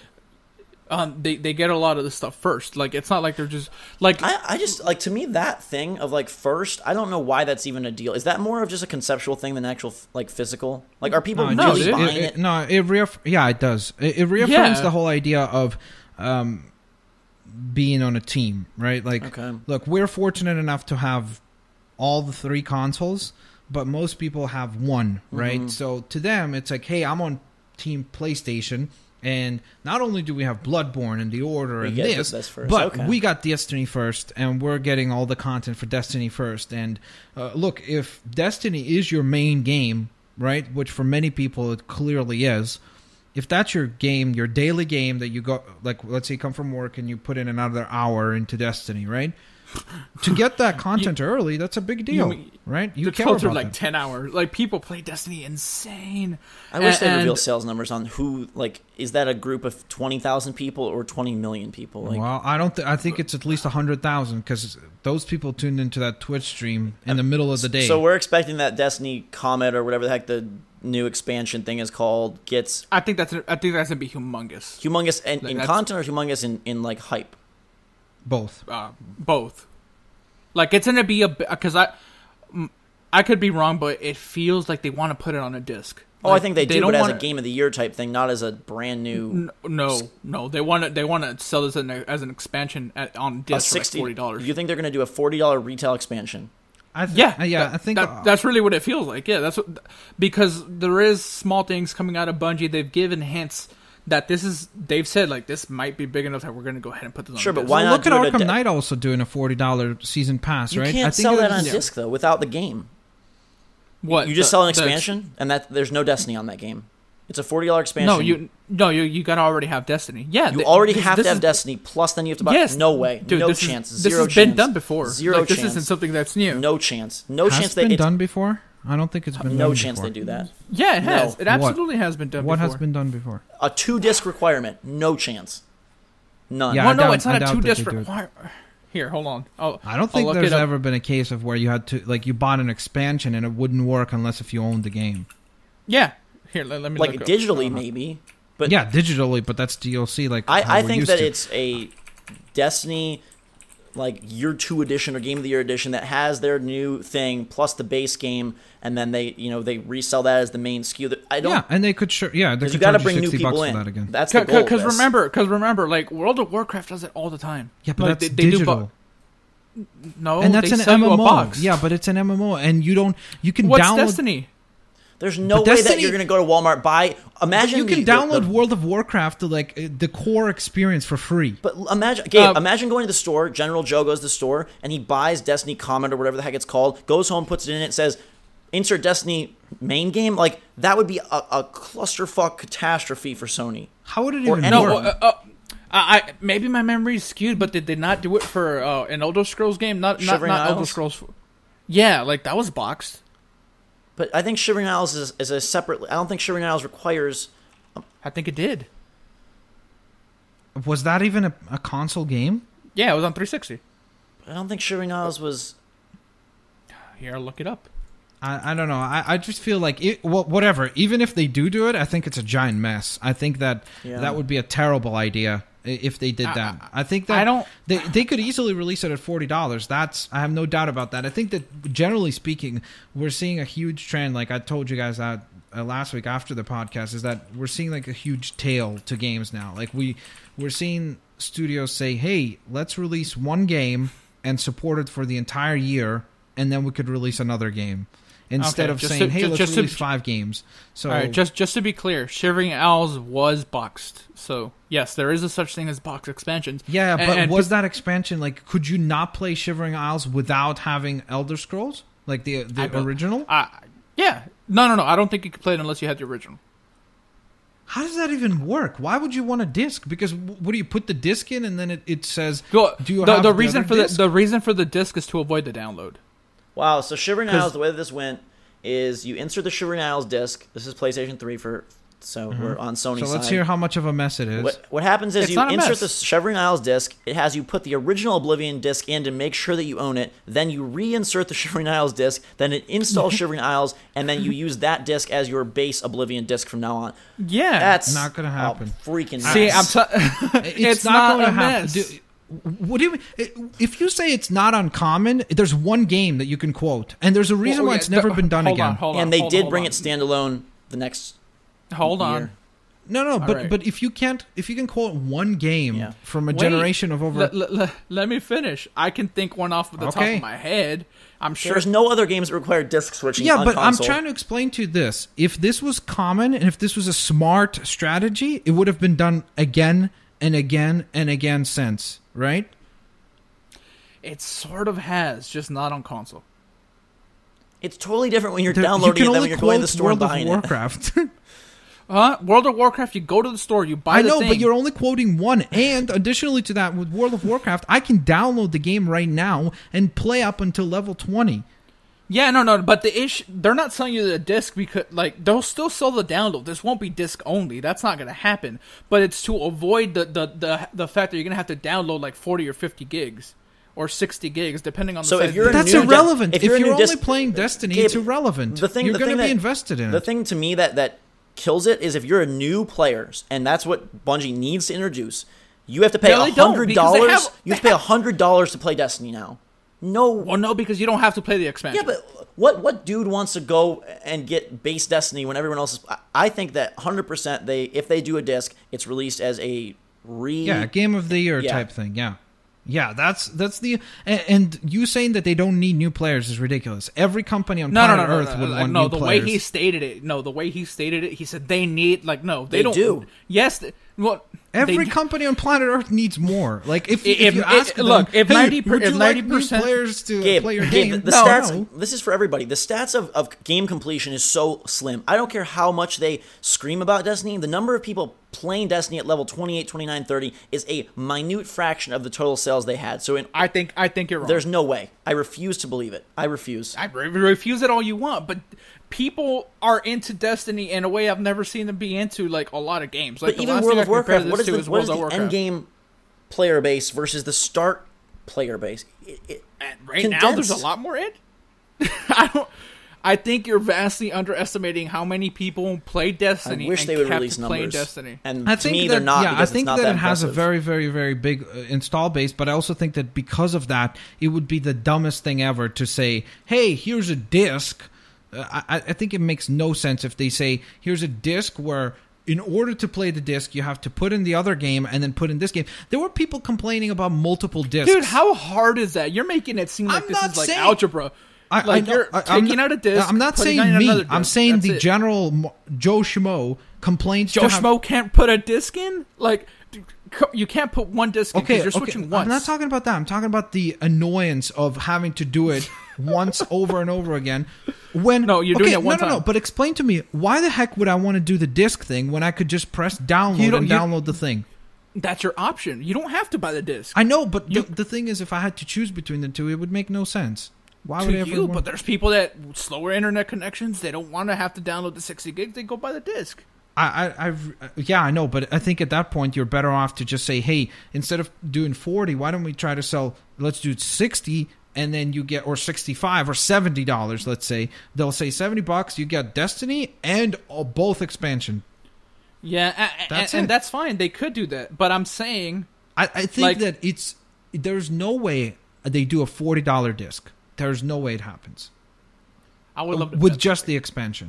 We could make it, but I mean, also like subconsciously seeing $40 Destiny on shelves, I think does devalue the brand. And I think it's going to make it clear that it's an expansion. There will be a big banner on the top of it. Plus, imagine what a giant storm it will be when parents go and buy that by mistake, and then they get home and the kid is like, "Yeah, but Mom, I don't have Destiny."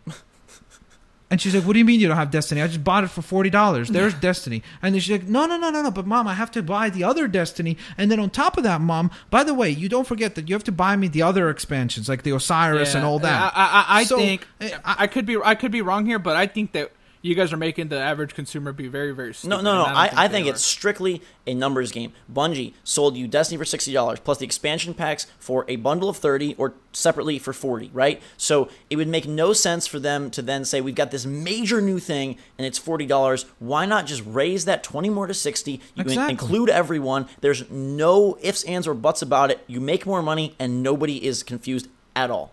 You expand we will see. Okay, we'll see. And you see, like, when you say it's not about, I don't think we ever said or implied that it's about consumer being stupid. It's about the fact that this decision just doesn't make, and it adds complexity to a product when you don't need to do it. And when it's easier to just say, hey, let's make $20 extra, and the consumer out of the box can start playing the game. Right. And you'd even be more willing to pay $60 because you're like, hey, not only am I getting the expansion, which would cost me $40 if I downloaded, I'm getting Destiny again. Sure, and they could do that. I'm not saying they're not, but I'm saying I think there will be an option. So you're saying they're going to have to download it. You're saying they're going to have a $40 disc, then they're going to have a $60 disc, then they're going to have no. Destiny by itself, and then they're going to have DLC by itself. No, I don't. The thing you're saying that they should do because it's smarter, I don't think they're doing that. The only way you make Destiny a big relevant retail game, I think, for fall. It's already a big relevant for fall retail 2015. Game. If you say we've got House of Wolves, we've got The Dark Below, we've got Comet and Destiny for $60, go get it. Now you are lining Destiny up to be a major player in the sales charts for October, November, December of fall 2015. I would be if they did that, like where they had all the DLC. I think that that they're doing. No, that's already done because the first add-on or whatever that gave you the extra maps and the extra strikes, that's already free. All those maps that they sold you are now available to everyone, even though they didn't pay for them. Dark Below stuff. Yeah, Dark Below all those maps are available for everyone Weird. now. That happened in this last update. They just gave those all away, and a lot of people paid for them, but now they're all free. Everyone has them. Well, we'll see how that affects them. So back to Sony. Do you think this gets a big slot at their show? I think Comet gets a huge slot at the show. Yeah, because that game is doing very well. Because how do you show that though? It's a new map. It's a new gun. It's not a new map. But what do you show? Like the raid? Oh, I don't know what the thing is. Well, you show the expansion, whatever it is. Because I hope to God it's new classes. They have confirmed there will be new classes. Okay. All right, James. Yeah. He's been waiting for his email to be read for probably like 10 minutes because I said his name a little bit ago. But James, he brings up a question, and we've touched on this before, but just to get sort of a finality on it, do we think that Sony has the alliance with Call of Duty this year, or does Xbox retain it? Somebody said that, like, it's a sure thing that Xbox did it. Like I don't know, but there was a picture that came out from. There was an image. Yeah, that showed Sony, it was.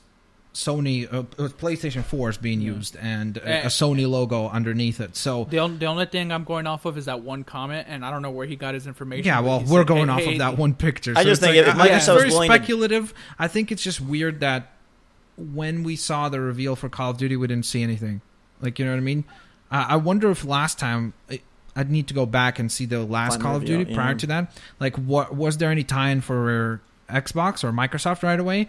I think if they do get it, I think that's a huge blow against Microsoft because I think at that point, if you've got Destiny, Battlefront, and there's no way Microsoft gives that up. They will dump as much money as if they're willing to put money into Tomb Raider. Gosh, yeah, Call of Duty. That's why I would imagine that even if maybe there was some sort of preliminary deal, but I think that Microsoft is probably not going to be willing to let go of that. Because, again, how do you let all three big third-party first-person shooters be if you're going to say that Destiny is Sony's big thing, Call of Duty is Microsoft's big thing. Like, for sure. And just to inform... And Destiny is, by the way, Sony's big thing. I want to ask one more thing about Destiny. Real quick. Advanced Warfare did not bear any branding on its reveal trailer. Not right away. Okay, well, maybe then it's common. I don't know. I mean, I think that, like what we said, I think Microsoft does whatever it takes to keep that because it's worth the money for them. Gabe. All right. Just very quickly, since Destiny is massively successful, but it's still not Call of Duty numbers, right? Do we think that it gets closer to that as the Call of Duty decline continues? I don't think Destiny is as big as you think. Why? If it is, then why aren't they telling us? Well, Destiny is the number one selling game on PS4. Yeah, it is the best-selling game on PS4. And do we know Last of Us numbers remastered? I don't know. Because Last of Us Remastered was the second best-selling, I believe, game. Yeah. So if we could kind of like, interpret from that, what could it be? But I don't know. I'm imagining it's probably 6-7 million. I think it's maybe a tad bit higher because... Well, if it's a tad bit higher, it's getting close to Call of Duty.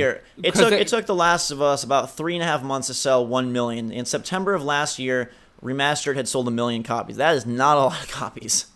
No, okay. But then they just said this week 20 million people have played Destiny. Sure, a lot of those are used games. But they just said this recently. And that's across that's as close 4 consoles? Yeah. No, I'm just saying how big Destiny is. I'm not saying Sony only. I'm just saying, do we see Destiny just getting Call of Duty big eventually? Because remember, this is the first Destiny. So Destiny 2, Destiny 3. I think Destiny proved already that it has a better tail than Call of Duty. I think that Call of Duty kind of usually in like March. I really think that there's a pretty big drop off in terms of like I think the hardcore is still there. I think they keep playing.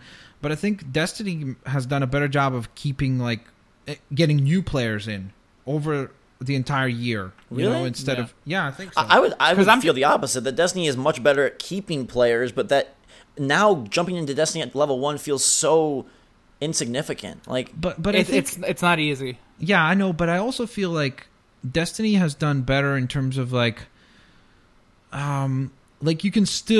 you can get into it. Like if let's say you have 3 other friends and you all decide, hey, let's buy Destiny. And you could start the adventure and just, explore it slowly but surely, get to a certain level, then start doing raids and so on and so forth. Whereas I don't think that it's as common for Call of Duty. Like I think Call of Duty gets its bulk of players in the first 3 months. Like it's very, very, very, very intense and super duper competitive. And then after that, I think it dwindles down. Just based on like when I play it, it's a lot more often to commonly see not a full lobby in Call of Duty right now. Whereas like when it comes out, those first 3 months, it is just packed. Destiny, when I've played and I've gone back to it, is still full. Like I've never had an empty lobby in Destiny. Yeah, and last Destiny thing before we just don't mention it again during this show, they've confirmed that they're working on 2 strikes now. The one that they're not giving. I mean, not strikes. I mean the other raids, one. But again, 2 raids. Okay, so let's say they sold 10 million. Let's say they sold 10 million copies. Of those 10 million, all of us right now, how many people are at the raid level? Out of 10 million, guess. A lot. Yeah, make it a guess. Pick a number. Out of 10 million? So let's say they sold 10 million copies. How many people reached the raid level and are playing raids? 3 or 4 million. 30 to 40% got all the way to max. No. Well, you don't need to be max level. You don't need to be max level. You don't need to be max level. Level 20. I think level 20 easily 3 million. Yeah, it's easy. 3 million. You're at 17. Because I got to level 20 without by the end of the game, I think I was level 16, maybe 17. Yeah, it's not hard. And then if you play a little bit of Crucible, it's really you're making it seem so much harder. Okay, all the raids are level 20 accessible. No, 20. I think it's 26. Oh, 26. Okay, so at that level is what I'm saying.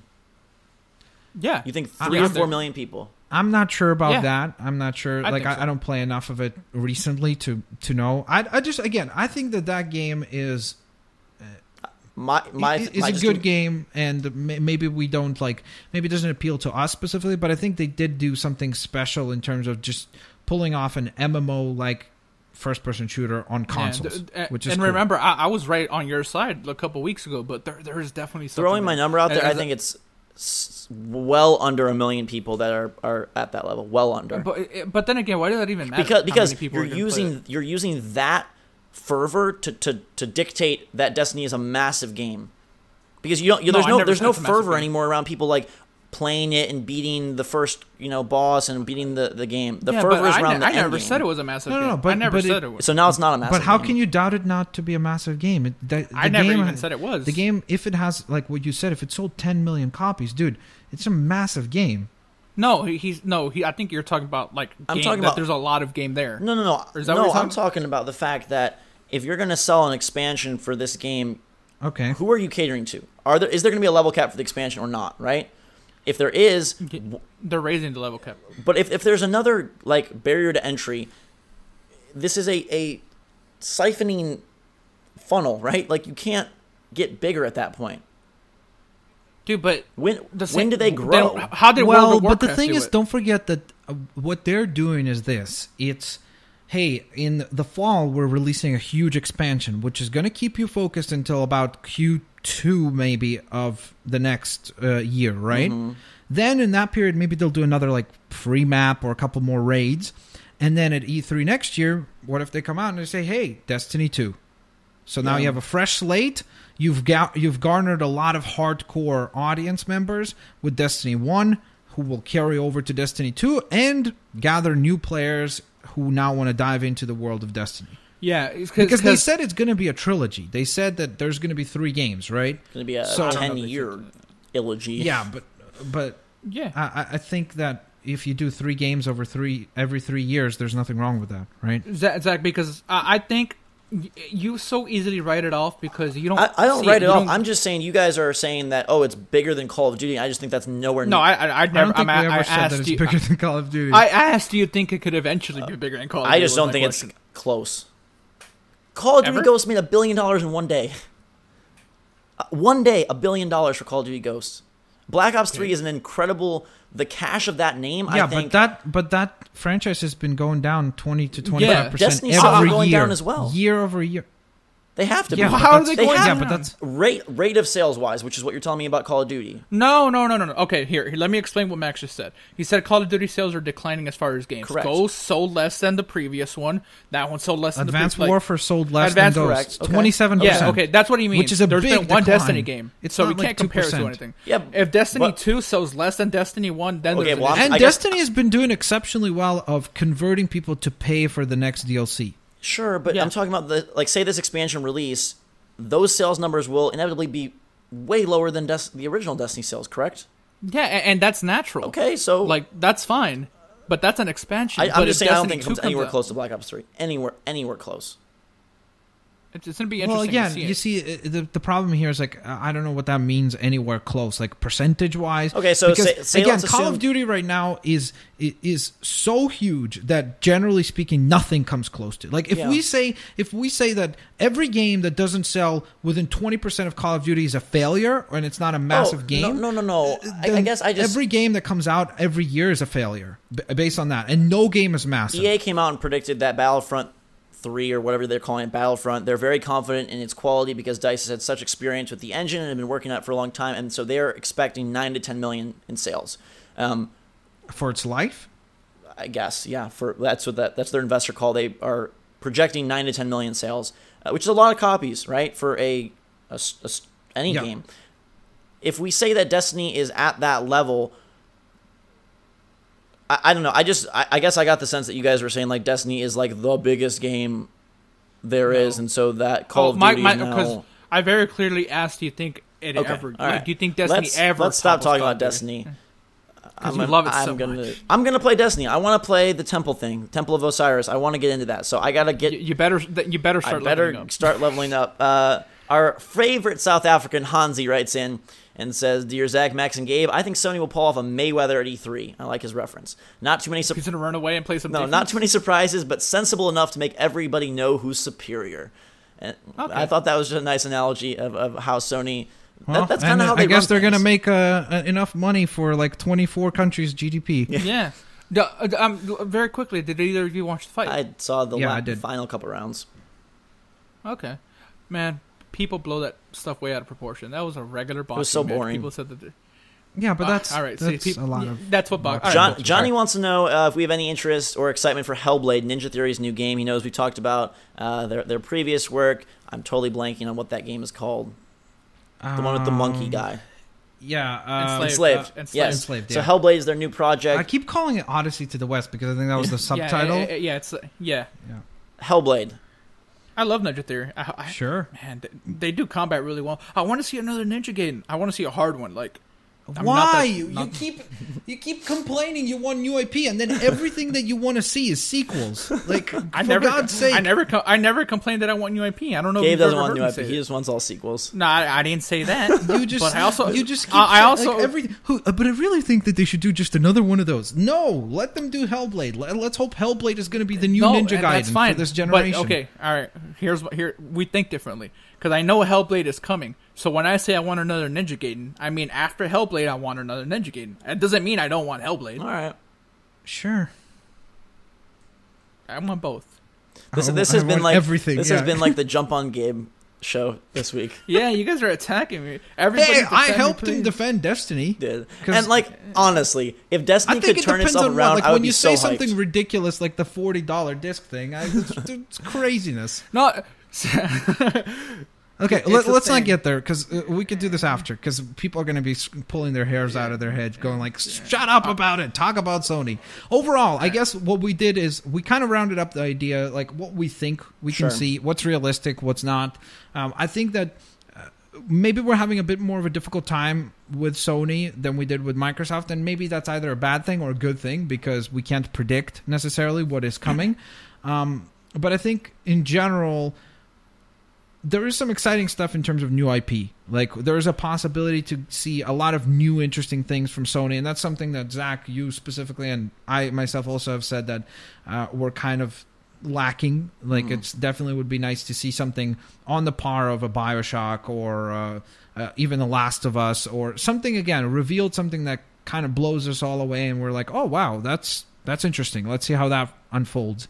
So I think that Sony has a better position to do that. I think everything we discussed with Microsoft, except for Scalebound, was sequel or some form of a sequel or a remake or let's take an old IP and make a new game of it.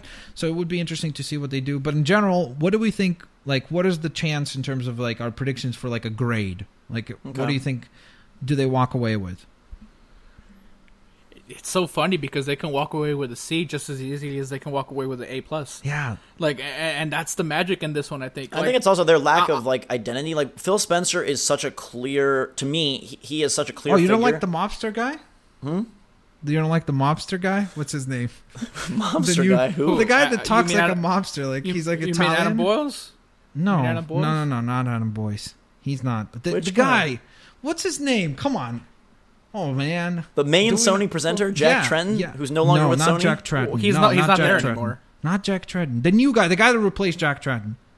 What's his name? Oh, I don't know his name. Either way, I just think Phil Spencer's vision for Xbox, like, not only do we know what they're going to talk about, but it's very clear that, like, it's going to be game, like, exclusive. That's their priority. Sony, I feel like they are incredibly successful, but their, like, presentational identity is very vague. And, like, what is their messaging going to be? And that's what I think they've done a good job of portraying the idea that they're gamer friendly as well. But from like a show standpoint, last year has felt very up and down, and like Powers and now Batman and now we did have a question. Okay, grades. I think that I'm going to go on a limb and say that they come away with an A+. I think it's time. They've said for a number of years these studios are working on projects. They're working on projects. Now is the best time to show that they have been working on something. Reveal a couple of major new games. Get some partnerships with Battlefront, Watch Dogs 2, Batman, and then, fill it in with like what we talked about, either a Last Guardian, a God of War teaser. But I do think at a certain point you can't just keep saying they're working on stuff, and this. Yeah, I think that this is the year, make it or break it. Yeah, and I think that's why there's so much hype around this E3 because it is the second or third wave of games, and this is like where the good stuff should really be. Yeah, this is like the phase 2 roots. of this Marvel particular movie. console cycle. Yeah. So I think that I agree with you. I am optimistic, especially based on their track record so far. You know what I mean? Like, I think they've done a good job in their conferences of kind of showcasing a little bit of everything. I think that this is the one, though, like, I really, really think is going to make it or break it for them, which is why I think they approach it that way. I think there's a reason why they've been kind of quiet is because it's almost like the calm before the storm, you know, where we're going to get this just storm of games. Mm-hmm. And I think there's a reason why a lot of these other companies have their own conferences is because both Microsoft and Sony probably said we have very little time this time around for third-party really stuff. Interesting point. And I think that they're saying to them, like, hey, we're going to emphasize our stuff. Like, we have a lot of our own content to focus on, so we're sorry, but we can maybe give you like 60 seconds for this game or a minute or two for this. And of course, some games are still going to get their time, like Destiny and like the games where they have partnerships, the games where they have vested interest financially, they're going to for sure showcase. So I think that they also do just blow us away. I think that it's going to be very, very exciting. Gabe, so are you going to go on the low end or the high end for your prediction here? Or on the middle end? I want to go on the middle. Okay, B. Because Sony's, they've proven, like Max said, they've proven to be a smart company. Like, they sort of see what people want, and they give us sort of what they feel we want, for the most part. You want games, we're going to give you games. Sure, they might not be humongous AAA games, but there's a constant stream of games coming. You can't say that for Microsoft in the past year or so. Now Microsoft has more exclusives coming. So, well, yeah, that we know. I feel again. Yeah, I feel like they have to do something. I don't think they're just gonna sit back and say, we're in the lead, we're just gonna hang out. I don't think they want to lose that lead. So I think they have to do something big. So I'll go on the high end too. I'll predict an A. Bada beam, bada boom. Now we're gonna be called Sony fanboys. Before we wrap this show up, that was a lot of Sony talk, and I think it's good because, you know, there were the past couple E3s sometimes where you're like, well, we know that it's going to be pretty lame because it's new consoles and they're all in development. But now we're like at a point where like Mirror's Edge, that game is 8 months away. You know, Mass Effect 4, that game is going to get a trailer. Project Supposedly. Horizon. Well, yeah. Again, I'm this just is saying, the problem. You see, like, the cynical part of us has to, like, is in the back of my mind, like, back there. I'm like, stay down. But then it's like, don't forget about Batman. Don't forget about Evolve. Don't forget about The Witcher. Yeah. All of these games were delayed. And all of these games should have been in our hands already by now. So I'm still worried, but again, at least I'm like, look, most of these games that are announced for early 2016, even if they get delayed, they're still coming in 2016. There's no way they're getting delayed a whole year. And you look at the past two E3s of so much like concept crap and like BS, like at a certain point, like you got to put, you know, your money where your mouth is or whatever, and this has got to be the year. It has to be. There's a special buzz about this E3. Like, I feel like, you know, last E3, I don't think it was there. From what I recall, like, it felt almost kind of like, okay, there it is. You've got journalists saying like there's going to be real nukes. Yeah, you've got journalists saying it. You've got analysts saying it. And like I'm going to quote the guy who countered and believed that Fallout 4 is still coming and says that, you know, for a lot of these big games, there's no need to build up hype. Everyone knows what Fallout is. Everyone will plop down 60 bones on day one, regardless if they announce it today, tomorrow, a year. Many developers and publishers are becoming more wary of announcing big games early on, dragging out their marketing, and allowing people to lose interest and scrutinize every detail. So I do think we get 3-4 games minimum at E3 that are like, boom, November, boom, November, boom, November, and maybe that starts a new trend of like. What if they're like boom tomorrow? Ooh, then I'm even happier. But this could be a changing of the guard in terms of we don't need 24-month hype cycles. We could go to a 4 to 6 month and sell a crap ton of copies and be totally cool with it.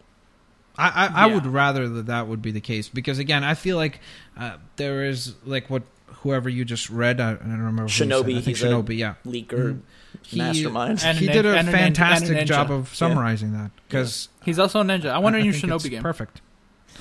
We're already running a little bit long, but I wanted to bring this up a few times because you guys have said this a couple of times during the show. You said this has to be the year. Like this is the year where they stop saying, "Oh, we're working on stuff," and stuff is actually coming. And in the back of my mind, I keep thinking, "But what if it's not?" Like no matter how much we feel like, so hey, every like, year is just going to be like the disappointment. Well, no. I don't know about every year, but what if this just isn't the year?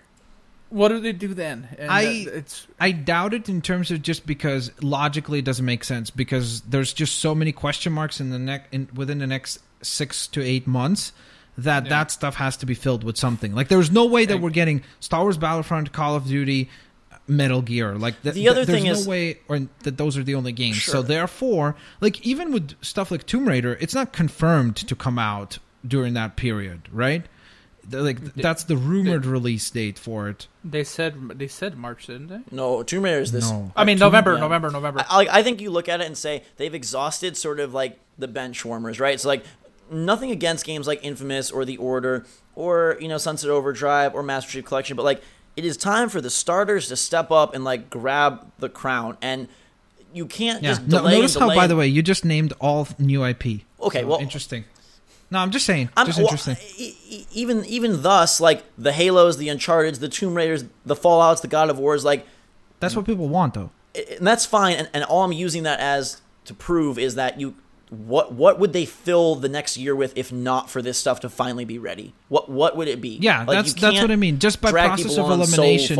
Yeah, they can't possibly just say, hey, we're going to have 3 games in the next 4 months. Like, it's just logically, it doesn't make sense. It's not sustainable. It's not financially, it's not logical, And we're getting into that period that is known as the big hitters. Like, that fall cycle is just huge, always. And good thing these companies never do anything that's illogical, right? Gabe, you make me so worried because I feel like we could be crying after these conferences. Like, we'll be in the same hotel room and we could be sitting there like, I don't even want to go to the foreshore. I think that the only one that we should be concerned about is Nintendo. I think that's the one. We'll talk about it next week. Nintendo is next week. That's the one we have to worry about. So thank you. We'll see. Thank you for all your emails this week on Sony. We got a lot, and that was awesome. Make sure to send in your Nintendo predictions, thoughts, hate mail, love mail to can'tstopasking@gmail.com. I put her dress on. She's no longer naked. Splatoon Game of the Year edition is coming. Splatoon 2. No. They're going to be making a Splatoon. All the amiibo content for Splatoon is going to be on a disc for $40 on store shelves where you have to buy it. But then you actually have to use an amiibo to tap and then unlock it, and then you have to quickly insert the original Splatoon disc, and then you put the DLC disc, and then it works. And that's you guys are such babies. It's going to be a huge. You got to switch a disc once. Before we get out of here, I do want to make sure, since we talked about a boatload of games today, that we get on a train and ride to Hype City real quick. Just because I'm interested to see where we sit. Now that Ultron's out, you guys have had your systems cleansed of that Marvel fervor for a little while. Marvel mania, rather. Ant-Man. Where do you take us on our tour of Hype City today, Gabe? The Flash, the last 2 episodes of The Flash. Oh. God, it's so good. It's so good. Harrison Wells. Or never mind, spoilers. Won't say. Yeah, it. But don't say the it last 2 episodes because it's been early since. Yeah, the last 2 episodes of Flash, though. Yeah. I'm excited for that. Arrow has been not so great this year. I heard that Arrow has been getting better, like the last 3 episodes or so. Yeah, but it's too little too late. Oh, okay. I just saw this week's episode right before the podcast, actually, and it ended on such a cool way. And on the preview for the next week's show, they already undid what they showed. So, whatever. That sucks. What about you, but Zach? We talk about all this Sony Splatoon? stuff. I mean, I'm playing Splatoon in a few hours, so like I'm already there. I don't need to go Hype there. City. So hype. Yeah. That's like hype now, but it's hype hour. But God, I just feel like Project Horizon may be like my dream game. If it's able to merge sort of like what Destiny could have What been. if they come out and they're like, Project Horizon, I can't wait till it comes out 2. and hates it. Evolve 2 would be beautiful, but that's not happening. They're like, we're actually renaming Project Horizon to be Evolve 2. This whole time we've just been designing it, the sequel. Instead of dinosaurs, it's the Kraken and Goliath. I'm just going to say Project Horizon because what I wanted from Destiny was a mechanically sound shooter that had a lot of fun things to do in a big exploratory world. And if they're able to capture that with Project Horizon, a shooter that more models like a Skyrim world that feels more lively, I guess, to me that would be like a golden game for me to really dig my teeth into, because Destiny is a shooter with a lot to do, but I feel like it lacks so much of the immersion and story and environmental stuff that I really need from a game. And Project Horizon, from what I've heard and what I've read and what I'm hopeful for, could really be like my game. Maybe Overwatch is your kind of game too, then. Played Overwatch. I don't know how I feel about. Well, I know how I feel about Overwatch. Don't really want to say, but Interesting. Because that's what I'm worried about, is that it may be similar to it in some regards. But for me, actually, over the last week or so, I've been watching... I started watching some Witcher stuff, and that's the most recent release. I don't know that I've ever said that it was my hype city, just because I'm... You've been cautious. I'm always worried about those kinds of games, because, again, sometimes it just feels like there's a lot of things... There's a lot of stuff, but not a lot of different things to do. It's kind of rinse and repeat, fetch quest after fetch quest after fetch quest. But I watched a few of the the videos that they've been doing, showcasing more and more in-depth stuff and specific gameplay and story elements over the last week. And the reason why that started is actually off of the new trailer that they have with the bird coming down, the vulture trying to hunt the woman, and and the decapitations. You don't need the hero, you need a hunter or professional or something like that. And I don't know why I started watching some of the trailers, and I'm hopeful for that game. I'm in a much more excited position than I was before. I try not to name things too far ahead of time. I think obviously Project Horizon would be cool. Obviously still psyched for a whole bunch of Sony stuff and some Microsoft things as well, like Scalebound, for example. If we knew more about it, that would probably be the game that I would be most hyped for going into E3. Because it just looks cool. I like how your Batman hype has sort of died down too. Oh, dude, if I could name Batman every week, I would just say Batman again. Because now that we found out the stuff about the DLC, I know some people are still mad about it. Yeah, the Barbara Gordon stuff. I'm excited. I think getting to play as a whole bunch of villains sounds really cool to me. Some of the characters are cool. And again, the cool thing is that you don't have to buy the whole pass. You could be selective about what you want. You could buy just the story missions. You could buy just the skins. You could buy whatever you want. I think the hard part with that game is... it doesn't, unless you're going to reveal story, which they seem very reluctant to do so, I don't think that game shows well, and I feel like that's why the trailers have masked gameplay so much, because showing Batman just gliding and fighting over and over and over again for the last 14 months or whatever, I think they've been shown too much too about it. I think they should have just said, for example, just today they revealed a 10-minute video where they're on the final stretch of finishing the game, right? And I'm like, don't stop! You're already so close. Stop it!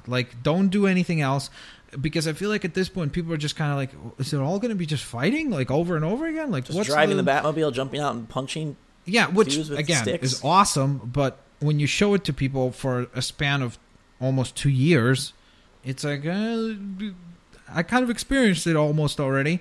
For sure. So I think that they're definitely kind of support the point with Shinobi, where hey, when you have a hype cycle this long, the game starts going like this. It's it peaks, and then now we're starting to go into a valley, which is not great for that game, but I'm still hyped for it. I think it's exciting. Absolutely. And I am hyped for Sony. I think we had a lovely discussion today. We hope that you enjoyed this discussion. You can follow... heated discussion. Yeah, I like that. This show's going to be great for the Gabe hates Max and Zach stuff. It's going to be amazing. The fan fiction where Gabe goes and just destroys Max. This is the longest podcast we've had in a double while, digits. So. We are a grown 10-episode show. Yeah. So it's a special episode, and we want you to send in your special notes about Nintendo. Follow us on Twitter, twitter.com/GhostRobo, twitter.com/Blitzwinger, twitter.com/VolatileGabe for all of the goodies that we send out every day. And send a goodie to our good friend Game Riot. This week, in honor of Splatoon, and to get him hyped subconsciously for Nintendo, just tweet him Splat. SPLAT, Splat. Lots of splats for Game Riot. Twitter.com/Game Riot Army.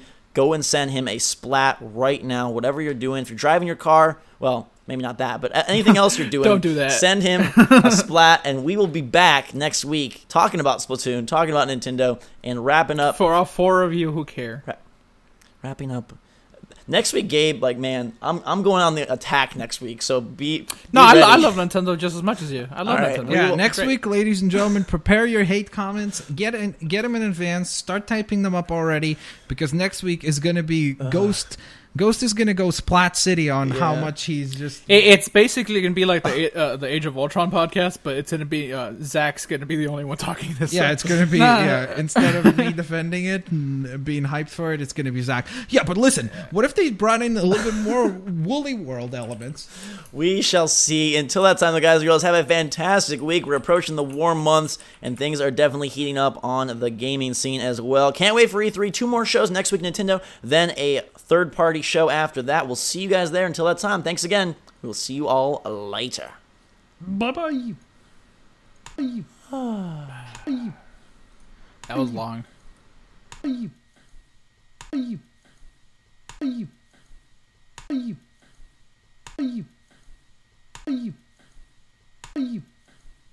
you